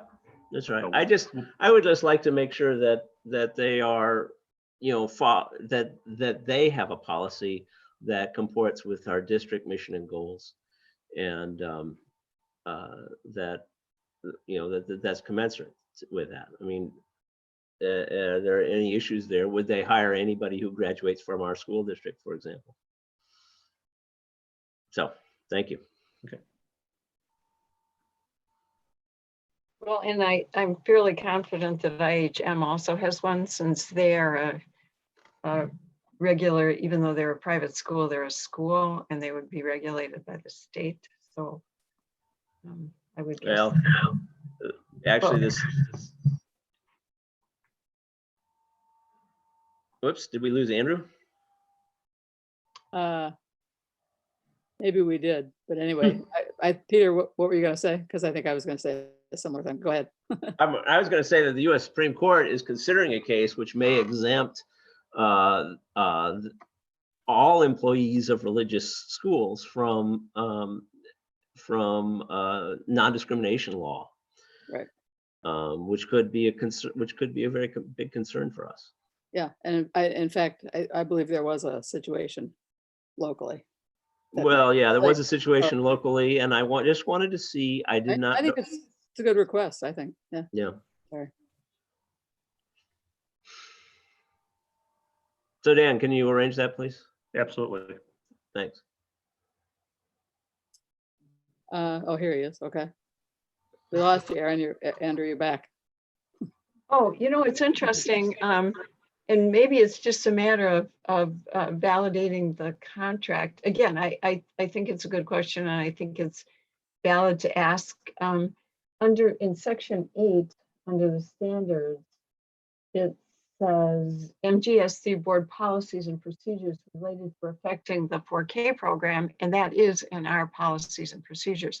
So if they're bound in their contract with us for those services, then they would be bound by that language, because it is in our board policies and procedures. But I think it's good to show that concern to the contracting groups and ask the question. But I think if, you know, we gave this contract to Mike Chaka, he would say, yes, it's covered. It's Okay. in- under, Sorry about that. I got kicked out for some reason, so we're not adjourning, are we? Did we make it? No. Yeah, the- work on quite long enough. of the contract, it's section, the one I'm looking at, section 8E. Mm-hmm.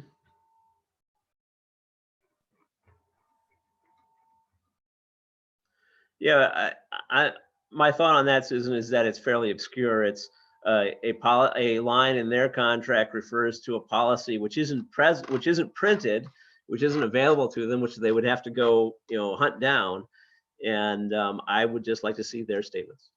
Yes, and I think that's fair, but the fact is they are legally bound by our policies and procedures. So if there were an incident, we would have a legal right and a legal ability to follow through for non-compliance with the Mhm. contract. Yeah. So there is some foundation here. Okay. Dan, did you have anything else to say? Or you Nope. just, okay. So, yeah, nothing else.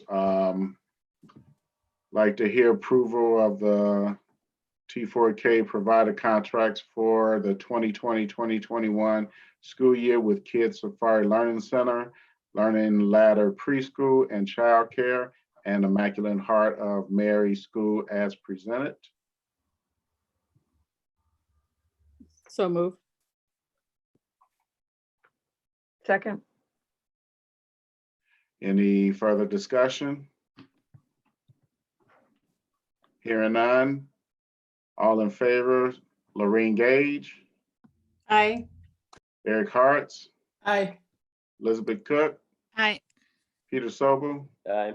Susan Fox, Aye. Susan Manning, Aye. Andrew McKinney, aye. Ayes have it, motion carries.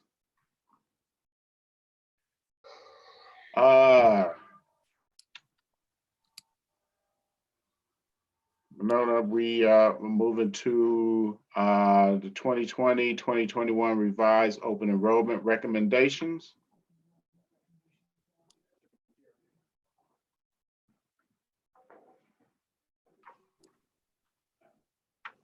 All right. So we are recommending that we open up an additional 11 spots in kindergarten for next year. Back in January, the board always approved the number of seats for the following school year, and at that time, we did that.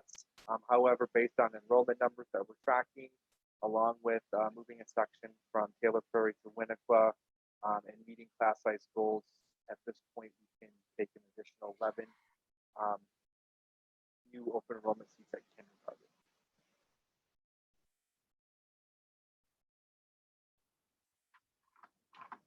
Okay, I'd like to hear approval, have a motion to approve the revised open enrollment seats for 2020-2021 as presented. So move. Second. Any discussion?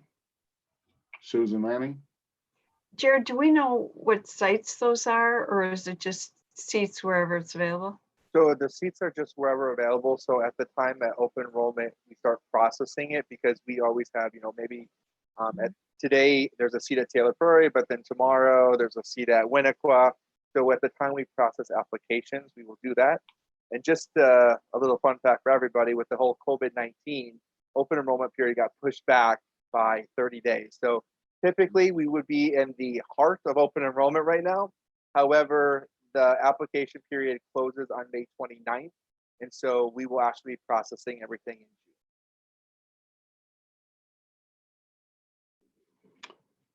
June. All right. Okay, we've had first and second, so all in favor, roll call vote, Eric Hartz, Aye. Peter Sobel, Aye. Susan Fox, Aye. Lorraine Gage, Aye. Elizabeth Cook. Aye. Susan Manning, Aye. Andrew McKinney, aye. Ayes have it, motion carries. Next is contract amendment with Nelson's Bus Service, Inc. for 2019-2020. Yep, this would be Jared again. All right. So, excuse me. The reason this is before the board is obviously with COVID-19, we are not in school. So we have a bus service that is not being utilized other than helping deliver food in both Monona and Cottage Grove, which obviously doesn't require as many buses we used to be running. So originally, as we started down this journey, many districts throughout the state had some conversations about, obviously the importance that, if we are continuing to pay contractors or not. In addition to that, also wanting to be able to ensure that our bus drivers were continuing to receive their pay. So as all this started to roll out, everybody was, sharing their information. Some people were on hold. Some people had already made a commitment. And it sounded like majority of the school districts in the state of Wisconsin was like, yep, we're just going to keep the contract as whole. And then there was a legal brief that came out. And so we did reach out to Boardman and Clark and had them analyze our contract, asking them, based on our contract, what was the obligations of the school district. And as you can see in the amendment, If there's no services being provided by Nelson's, the district is definitely not required to be paying for those. However, we felt that this was a unique situation and that there is always a difficult time hiring bus drivers. It doesn't matter if you're working for Nelson's or if you're working for Badger Bus or for Bussin. Hiring bus drivers is a challenge. So through conversations with Boardman and Clark, our contract is a little different than many school district contracts. Our contract only includes that Nelson pays for the first $1.15 per gallon of diesel. We all know diesel fuel is way more than $1.15. So yeah, so what we decided and had conversations with legal counsel and had conversations with Nelson's and reached out to some surrounding school districts. We decided that we would like to put together an amendment that gives us the credit back for what Nelson's would have paid. Ultimately, we paid Nelson's, even though it's in the contract that they pay for the fuel. That would equal that $1.15 back, since those are costs that they're not accruing right now. But at the same time, wanting to make sure that the district is covered in a couple areas. A, we want to make sure that the money is going to pay for bus drivers and staffing that they need. Not staffing that's specific to their sales department or their maintenance department, but to their transportation services side of their business. The other part of it is that we also, we know that there are possibilities for individuals or businesses to apply for loans. Since we were keeping them whole, we wanted to ensure that if they did receive any money or loans or grants, that they have to report that to us, and then obviously our contract would be reduced with them. So that was the conversation. They agreed to it. The amount based on the fuel that we typically use in the months of April and May and beginning of June equates to about $13,679. So that's what is being refunded to us at this point, if the board approves the amendment tonight. The other thing that there are a lot of uncertainties still. Obviously, the CARES Act, we as a school district have not been notified on what we have to do to ensure that we get our CARES Act money. DPI is working on that in the next couple of weeks. Hopefully, we'll have some more information of what we need to answer, questions that we need to answer.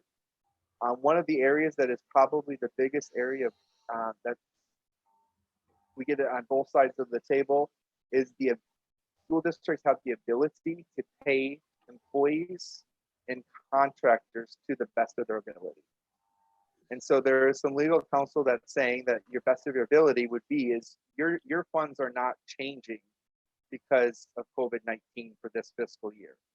We know that our funds might change for next fiscal year with a budget repair bill. But we are not a business that relies on customers coming in and buying something that creates income from sales that results in paying employees or contractors. So even though we do understand that there is the possibility that something might change on the road, we believe that having an amendment in place protects both the district and Nelson's to ensure that the money that we are paying is funneled into the right direction. So I'll leave it there for if there's any questions.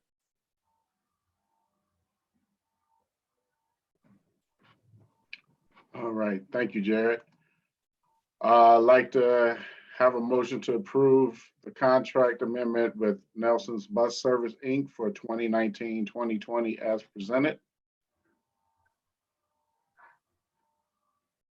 So moved. Second. Any discussion? Hearing none, roll call vote. Eric Hart, Aye. Peter Sobel, Aye. Susan Fox, Aye. Lorraine Gage, Aye. Elizabeth Cook, Aye. Susan Manning, Aye. Andrew McKinney, aye. The ayes have it, motion carries. Next is the school nutrition fees. All right. So last month, we actually approved the student fees for everything except for school nutrition. With those, we did not have any increase. We as a school district have full control over what we charge with school fees, except for school nutrition fees. So what happens with school nutrition fees is there is a spreadsheet that's released by the USDA that we have to input to ensure that the amount that we're charging our families, our students, is not less than what the reimbursement rates would be from the federal government and the state government. So last year we did not need to raise our prices. However, this year we do have to raise them going into the 2021 school year. So for breakfast, we do have an increase of 5 cents. And for lunch, it's a 10-cent increase. Just one thing to note is this will be, I think it might be our 3rd year of doing this, but typically students that are free obviously get free lunches and breakfasts. And then students that are classified as reduced following filling out forms through the USDA and the state have a reduced price. However, based on the fund balance that we have in school nutrition, we can once again offer free meals to everybody that qualifies for either free and reduced, which is great. It would be nice to see the income level that these families have to meet to go up. So we do have more individuals that are truly right at that line where it's extremely hard for them to pay rent or mortgage, and they're still having to pay the full price. But unfortunately, there are pretty strict rules when it comes to the USDA and our school nutrition program on reimbursement rates, meals, what can be served. So we are fortunate that we can still offer that free portion to our reduced families.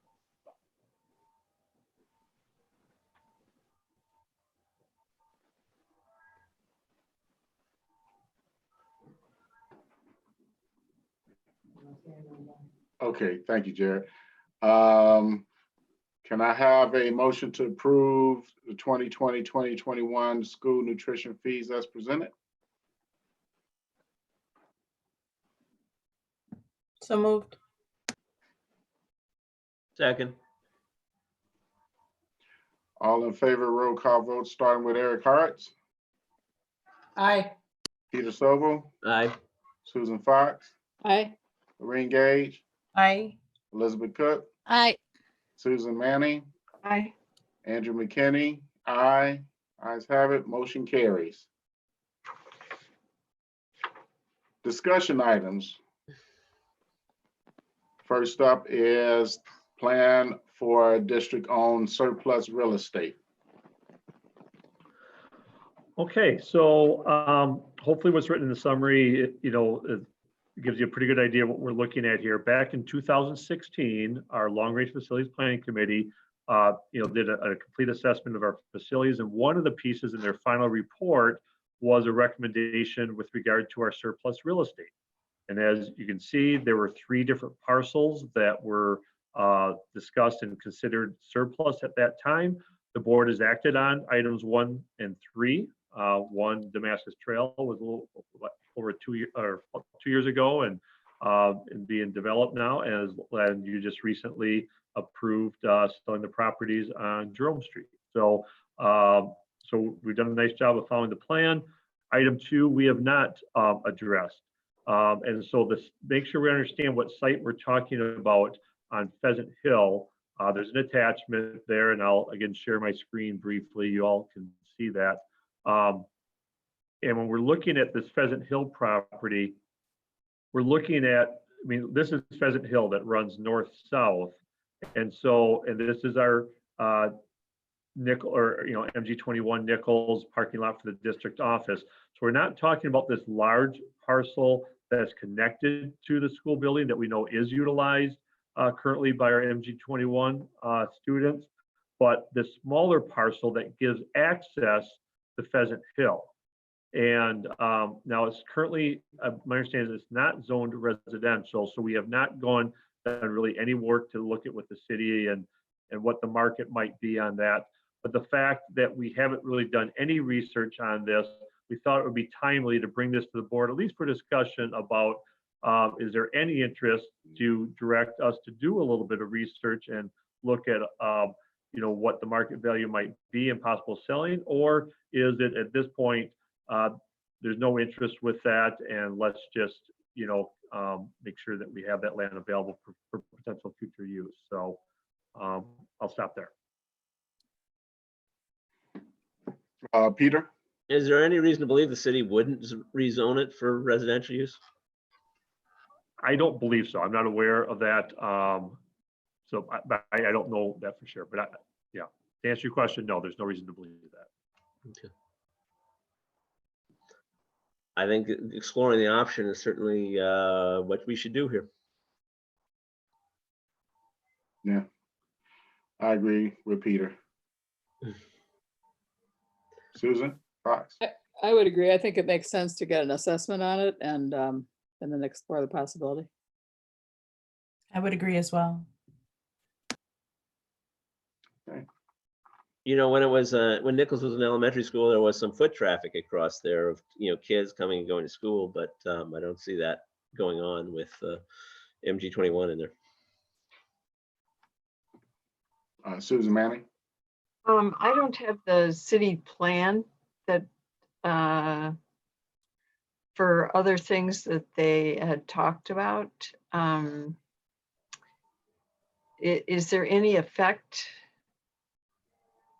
Is there any relationship between this piece of property and?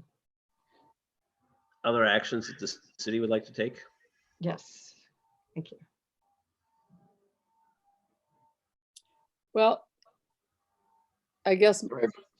my thought would be, I mean, we've heard rumors that it's been eyed up as a park, because it would be that's a neighborhood that doesn't have a park near it, and Monona has worked really hard to get playgrounds and parks within walking distance of all houses, easy walking distance.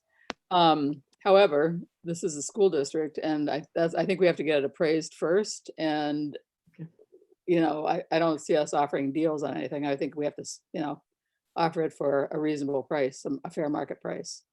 So whether the city would be interested in buying it under those circumstances, I don't know. That certainly would be an option, but I just get it appraised so we know what we're talking about, and then we can have that discussion. I don't believe there's a separate easement through there. I don't know for sure. There's not. I don't think so. There's not. Right.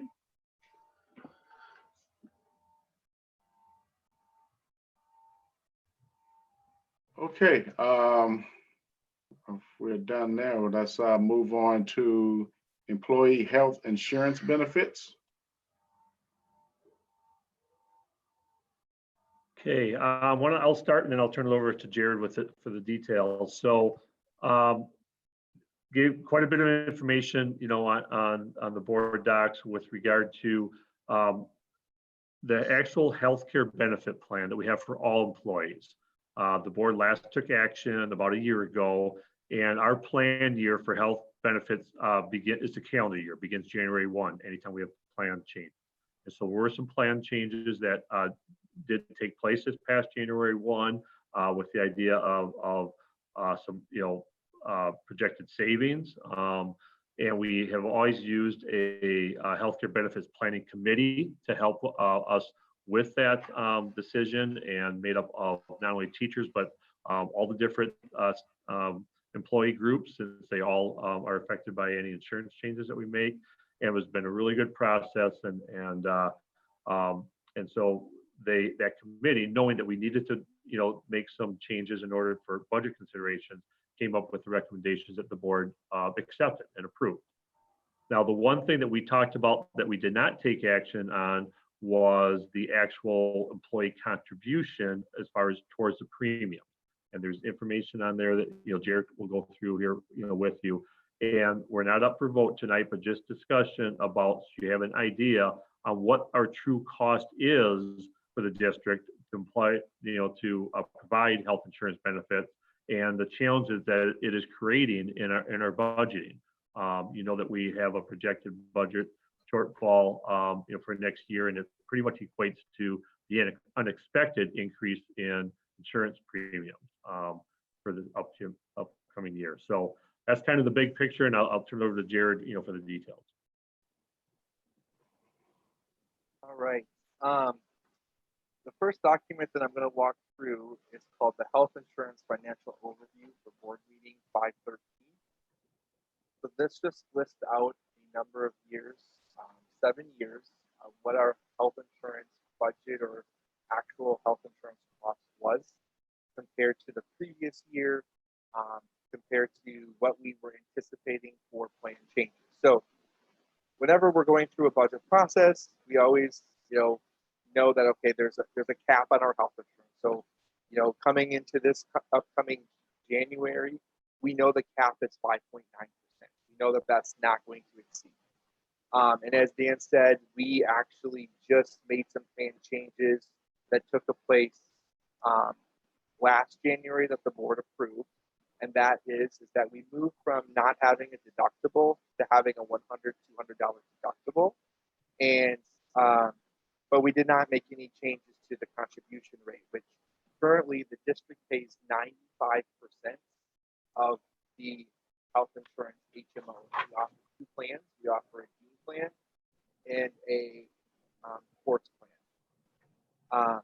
And so if you look at the financial health or a financial overview for the board meeting, what we're anticipating our actual cost to be for this 2019-20 fiscal year is $6,669,000. That's actual an increase of 8.72% over the previous fiscal year. What is becoming alarming for me as we try to put together our budget is that when we made changes last year through the Health Insurance Committee, we actually were seeing a premium decrease of a 1.42% for family and a decrease of 6.35%. So when I actually went into the budgeting process, we always know that people are going to switch from family to single or single to family. We're going to hire someone new that replaces someone else that might have single and single. So I was actually budgeting for a 0% increase, and we're actually tracking at over 500,000. So that's part of the reason that we've all of a sudden now have a budget deficit moving into next year. As you can see, we have about 456 positions that are eligible for actually health insurance benefit. I can tell you as a district, and as we work through this, we do believe that health insurance is an important part of someone's benefit package. Especially at this time, we don't want to make any recommendations to change the plan. We don't want to go from $250 to $500 or change any, like go from quartz down to Dean, or go from Dean just to quartz. We do offer dual. What we're looking at is just the costs that are associated with the district. The other part of it is that we have a 2-year contract with what we have. So our second year of our contract is coming up for January. So really, if we were going to look at health insurance and make changes, we would have to make a change on our end, which is the premium 5%. We have 92% participation in our health insurance. Now, we should be proud that people want to be on our health insurance, that we're providing that many plans to individuals, because health insurance is part of that total compensation package. However, what we're seeing is that we're seeing other districts in Dane County and other municipalities in Dane County make changes to their health insurance, and our district is supplementing those government entities with their budget. So I can tell you last year, DeForest made a change to their health insurance. And we have a number of families that one spouse works for us and one spouse works for DeForest. And most of those individuals came over to our health insurance. But don't blame them at all. I mean, you do what's right for your family. Same thing for the city of Madison. The city of Madison made some changes to their health insurance. And we have some families that their spouse works for the city of Madison. If it's either at the government side or the fire department, they made changes with those individuals that came over to our plan. Hey, so Jared, you're fading in and out a lot. Is this better? Yes. Okay. Yes. So what we're seeing is a lot of when other like private industry or other municipalities or government agencies are making changes to their health insurance, what we're seeing is those families that have spouses that are working there, those individuals are coming over. So we're seeing an increase. We did not add that many physicians last year. I mean, we had a couple at MD21. That resulted in an 8.72% increase to our budget for health insurance. And as you look down through this, you can see that even last year in 2018-19, we had a 14.2% increase. So what happened? Put it back, put it up there some more. Is it going? Why don't I do that?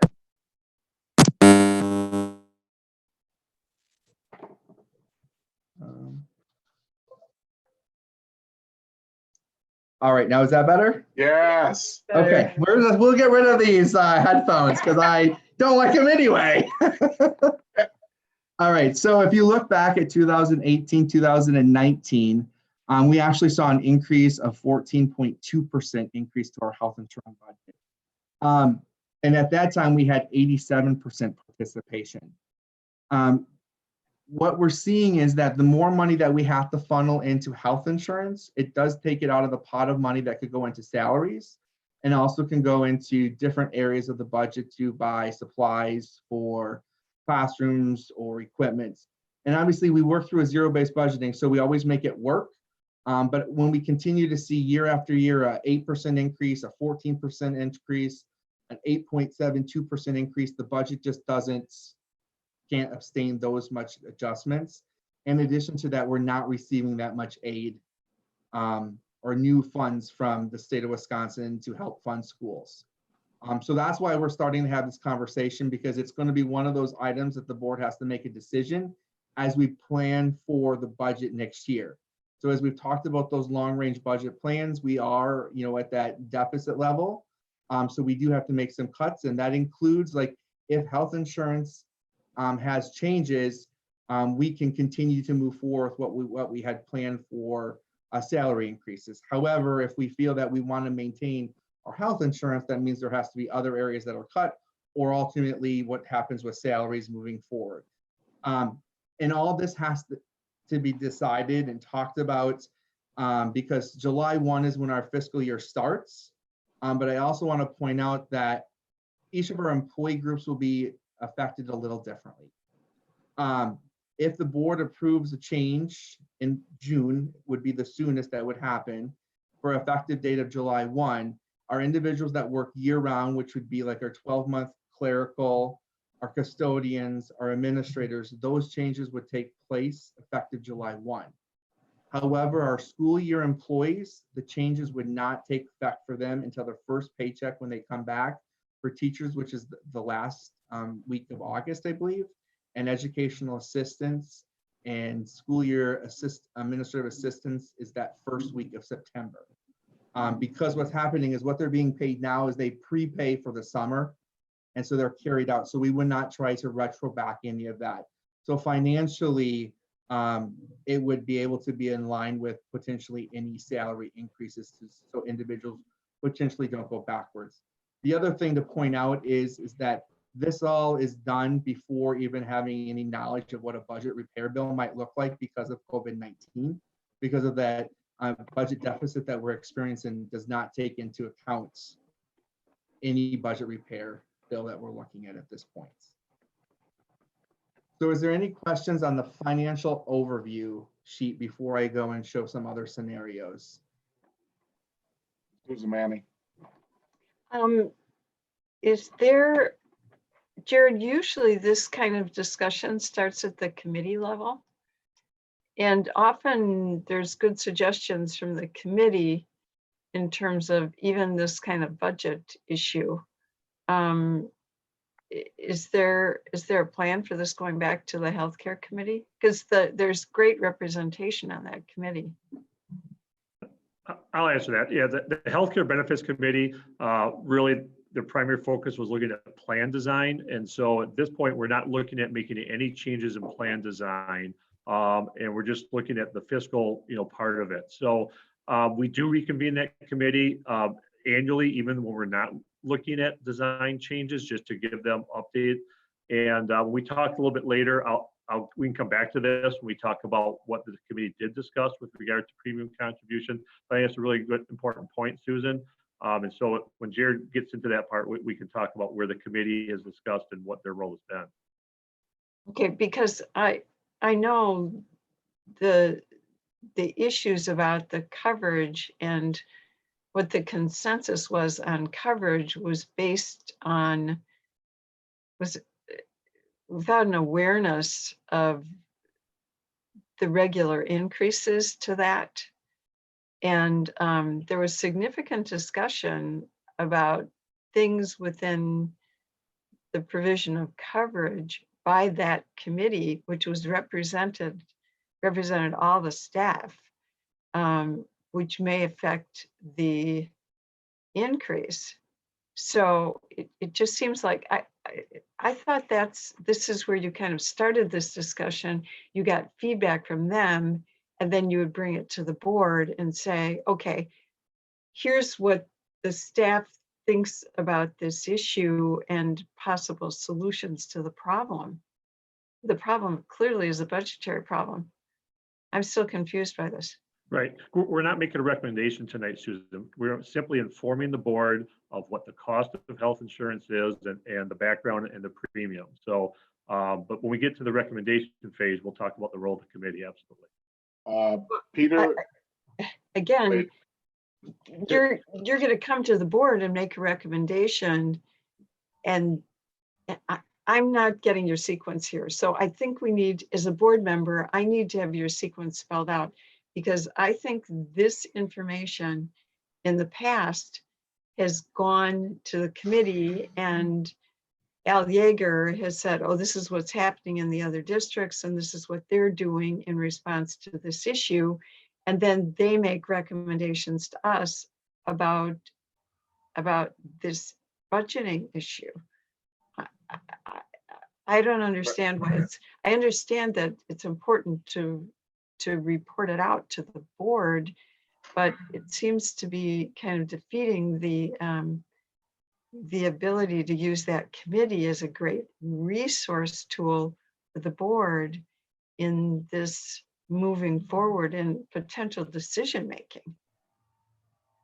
Say, Susan, All right. the one thing that, and I didn't mention this, so I've been in conversations with Al during this entire process. And just to remind, so the Health Insurance Committee has typically been there to make recommendations to changes to our benefit plan. Right. And they haven't typically made the recommendation of the premium contribution that the board should make, because that is a budget thing.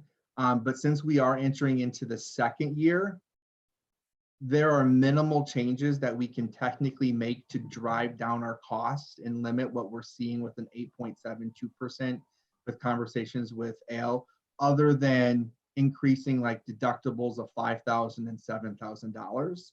And we don't believe, I mean, I don't think we would make that recommendation to the board to do that. And we could, have conversations with the Health Insurance Benefit Committee, but based on where we're at with our contract and going into that second year and having conversations with Associated Financial, there would have to be major plan changes to drive down the cost. And it wouldn't be just changing our health insurance deductible from 100 to 200 or 100 to 300. It would be thousands of dollars. And that's part of the reason that we haven't necessarily went directly to the Health Insurance Committee at this point. But I think your point is well taken. Well, and I think that statement that you just gave us, I think as a board is really helpful, because basically what you're saying is there are minimal changes that we could make to the plan, and they wouldn't really be beneficial in reducing the cost. So that would be a good reason for not using the committee at this time. It's more of a budgeting issue, and that makes good sense. So And I apologize for not saying that. but I want the committee to understand that statement that you just made as well, so they don't think we're circumventing them as we move forward to talk about the budget issue. For sure.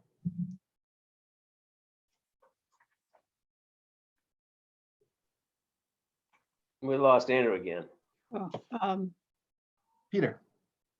Oh, there we go. How does our, we have 92% utilization. How does that compare to other districts? To be honest, I haven't asked that question. That would be a good question to ask. I think that that's really important, actually, to find that information in deciding whatever we do, is to look at our utilization. Because when you have two teachers in a family, we end up subsidizing other districts if they're taking our insurance, on average, taking our insurance over the other district's insurance. And morally, I don't object to that, but fiscally, I do. We can't afford to do that, and it's problematic. I will And I have definitely a- have the answer for the next meeting. And I have a feeling that we're going to find that that's the case. I think we have a pretty high utilization because our plan's good. Okay, No good deed goes unpunished. all right, Susan Fox, and just in case, after you speak, Susan, just in case I lose, if I drop out again, take over as I reboot. I'm having problems out here. Yeah, it happens on. I was actually just gonna say something like what Jared said, but he said it much better. And so in addition, I mean, yeah, the main point is we're facing this 500-some thousand dollar deficit for this coming school year. So we have to deal with this pretty quickly. We don't have time for a long study. And we also, because they talk about not wanting to change the plan, and we had talked about that before, not wanting to change the plan, and being very limited in what we could change with the plan this year. That might be something we'd have to look at with the committee for the following year after that, but not this current year. So if we want to make a change this year, about the only practical change we can make, my understanding is this one, is change the contribution to benefits. Right, okay. Yep, that's correct. All right. Any more discussion? All right, if there's no more discussion on that sheet, I'll just go take you to the 2019-20, whoops, here. Let's see here, just the health insurance budget document. So it's a spreadsheet in PDF form that has like 4 different boxes on there. It talks about the first part of it says budget impact information. So what I did was I took our health insurance plans and our current active employees that are on there and compared it to what our current district contribution of 95% is in budget impact. So if the district decided that we were going to make a change and go from employees paying a 5% increase towards their premiums to a 10%, that would have a savings to the district of $340,000. If we said that we were going to go to 12%, which is 88% of the district's paying, that's $486,000. That's truly just saying everybody that is on our plan is going to stay on our plan. Now we do know that if premiums go up, there's some possibility that people will leave our plan and go to their spouse's plan. But that's just to show you just too rough. There's no recommendation coming out of that. It's just showing you what those budget numbers look like at this time. Moving to the chart below that, employee financial impacts. I think it's important that we look at this, and this first box is the gross, which means this is just straight up. If I told you that the health and premiums were this and you had to pay 5%, if we moved to 10% and you had a single HMO, you would see an increase of $34 per month. A family would see an increase of $85 per month, and that would be divided over 2 paychecks per month. If we were at a 12%, you would see single at $48 and family at $119 per month. Then if you look at the whole year, 10% for single is going to be $408 and family is going to be $1,020. Same thing for 12%. Single is $576 and family is $1,428. Health insurance premiums are taken out pre-tax, which means that when we run payroll, someone's gross pay, so they work their hours or their salary and they're supposed to get $1,000, we then deduct the premiums for health insurance out, which lowers their payroll liability that they have to pay in for state and federal taxes, along with social Medicare and Social Security. So the chart to the right is some estimating that we were able to do within our payroll system that shows you what that might look like after taxes. Now, these are estimates because every single employee of our 420 plans, there's typically not one that's exactly the same. And I say that because there's a lot of other things that go in to reduce people's payroll taxes. So if they are participating in a 403B retirement, if they have family versus single, if they have other deductions that qualify, such as flex spending, dependent care, so a lot of that. So what I did is I took about a snapshot of 20 individuals and just pretty much ran out of time that both had single plans and family plans that were part of the teacher group, educational assistant group, custodians, administrators, to try to give you an idea of what the true impact might look like for them at the end of the year or per paycheck. So if we went with a 10% with a single, it ranged from an actual monthly reduction of $20 to $23 instead of that $34. Same thing for family, it ranged from $62 to $64 compared to the $85. And when you look at that on a yearly basis, it was $240 to $276 compared to the $408. And the same thing with the family, it was $744 to $768 compared to the $1,020. And then it's the same concept when you look at the 12%. I'm not going to read through those for you, but so you can see as you try to compare apples to apples, like I know it's very easy, like, oh, wow, that's like $1,400. But when we try to run through payroll, what is that? Because when we went through Act 10, people's paychecks went backwards. WRS started to come out before the district paid for that. There was requirements for some districts to pay more for their health insurance. So that's why I wanted to give you guys a better idea of what that potentially would look like at the end of the day for staff members if we did make that change. Then the bottom chart down here is trying to compare health insurance apples to apples, or premiums apples to apples, which is always a challenge because nothing is exactly the same. And when we start out there's always deductible differences, there's copay differences, there's prescription drug differences. But really the biggest thing that's different is every group has different medical trends. So we might have great medical trends, so we're getting a different premium. And I'll just use Middleton Cross Plains, for example. They might have an older group of individuals, so their medical trends are higher, which results in potential higher premiums. So what I did here is I went through and got the surrounding districts that were willing to share that information with me. And we just walked through each of those. So DeForest, they have employees paying either, the district pays 90%, but if the employee actually does a biometric, if they don't do the biometric, then they have to pay 87. And you can see they have a deductible of $250 and $500.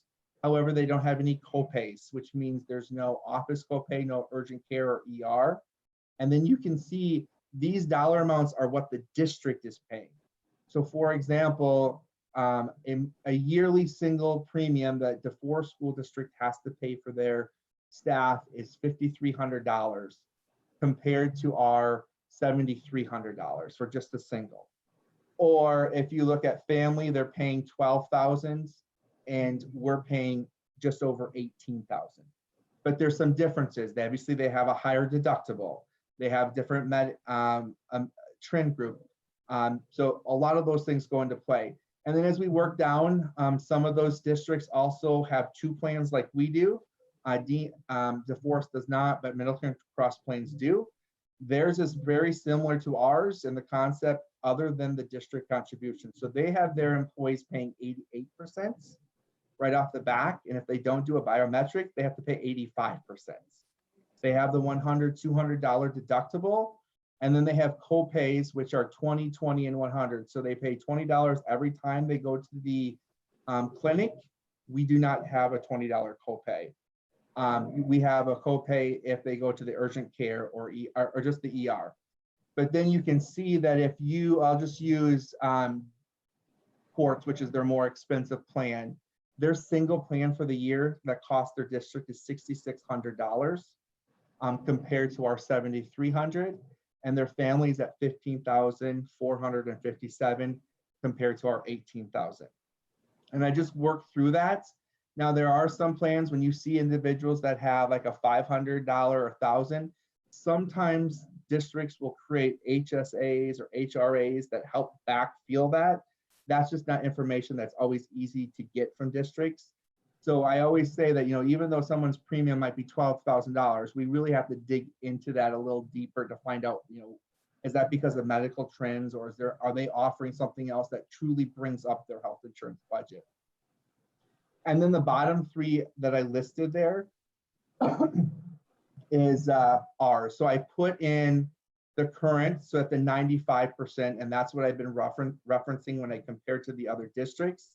So with our plan, we have that $100, $200 deductible, and then we do not have a copay for office or urgent care, but we do have a copay for ER. But then you can see that we pay for a full-time employee just short of $7,400 for a single plan, and just over $18,000 for a family plan. That's the impact to the district's budget. And then if you were to implement 90% or an 88%, you sort of see where we compare to.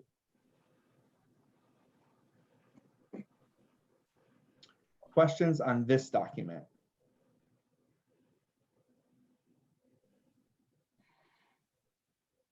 Okay. All right, thank you, Jared. Okay, we'll move on to school renovations construction update. Actually, I should have asked.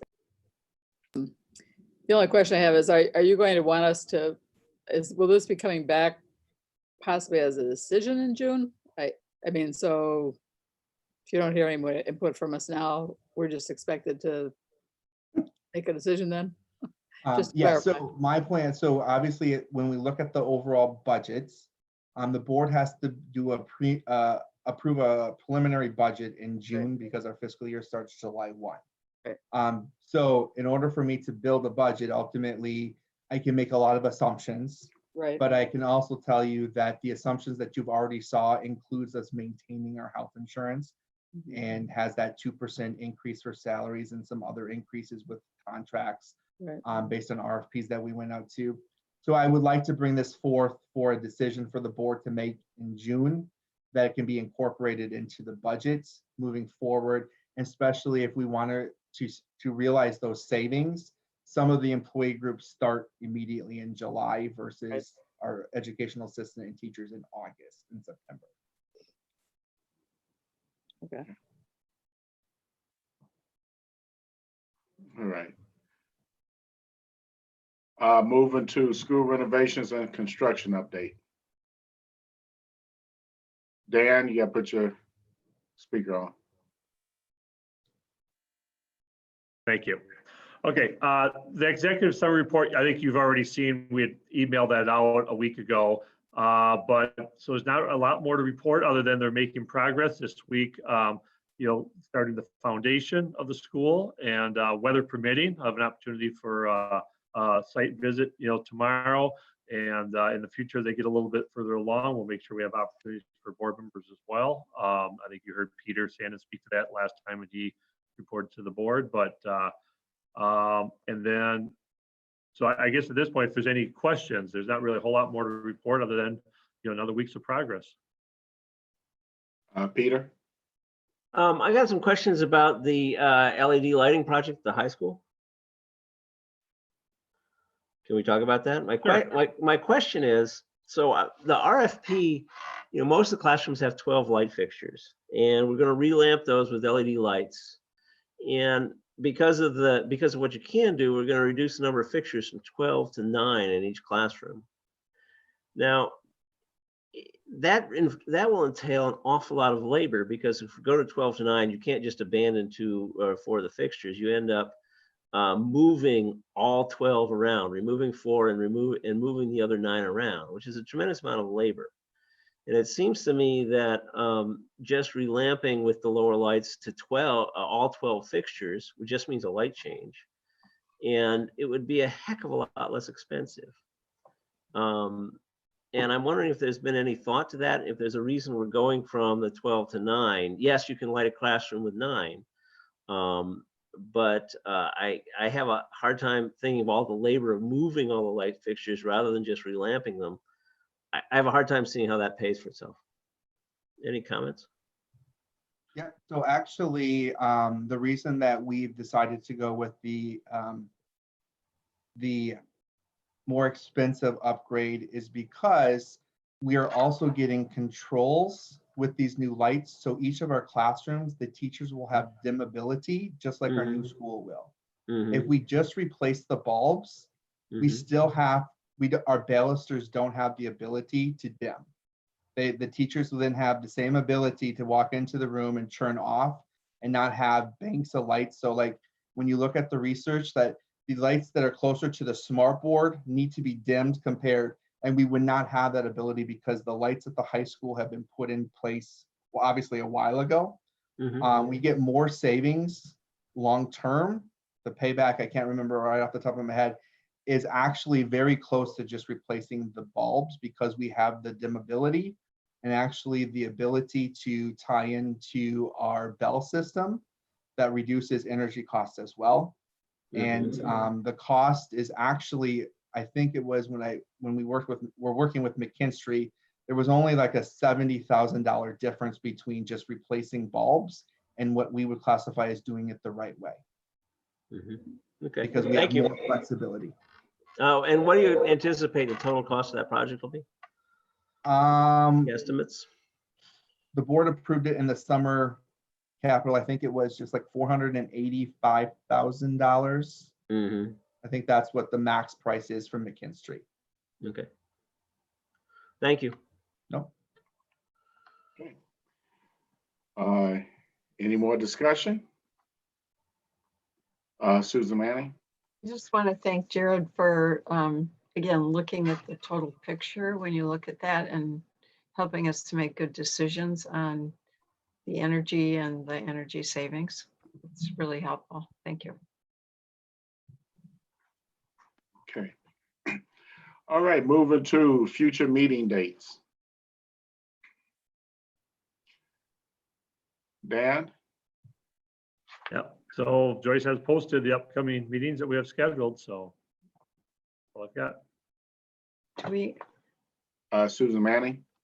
Do we need to be scheduling meetings for reviewing things like do we have a kind of a to-do list, for example, reviewing the surveys and those kinds of things? From with regard to the board workshop from the other night? Yes. Well, Okay, I yeah. mean, that's just one of. Right. And then do we need to, are we going to need to be scheduling committee meetings? Absolutely. Yeah. So clearly those are just the regular board meetings that are scheduled out. Definitely there'll be additional meetings scheduled in between here. Any committees that meet, as well as you mentioned, the work that the board is doing. Okay, so are there any things that we know of right now between now and May 26th that we're going to be trying to schedule for, so we can start looking at our schedules during these time periods? Yeah, thanks for the clarification. No, I do not anticipate anything between now and May 26th. So we're not going to be looking at the survey, results of the survey? The survey won't be back in, the survey Until June. won't be until June. Right. Right. Okay, any more questions and concerns on the meeting dates? Hearing none, I like a motion for adjournment. So moved. Let's go, Elizabeth, get in there. Second. Gee whiz, I'll take y'all so long to do that. I don't know. It's a little slow. Sorry, Andrew. All right, all in So favor, long roll meeting. call vote. Eric, Aye. Lorraine, Aye. Susan Fox, Susan Manning, Aye. Peter, Aye. Elizabeth, Aye. Andrew, aye. Motion carries. This meeting's adjourned. Thank you, All everybody. right. Bye, everybody. Have a good night. Right. All righty. Stop the recording. There we go.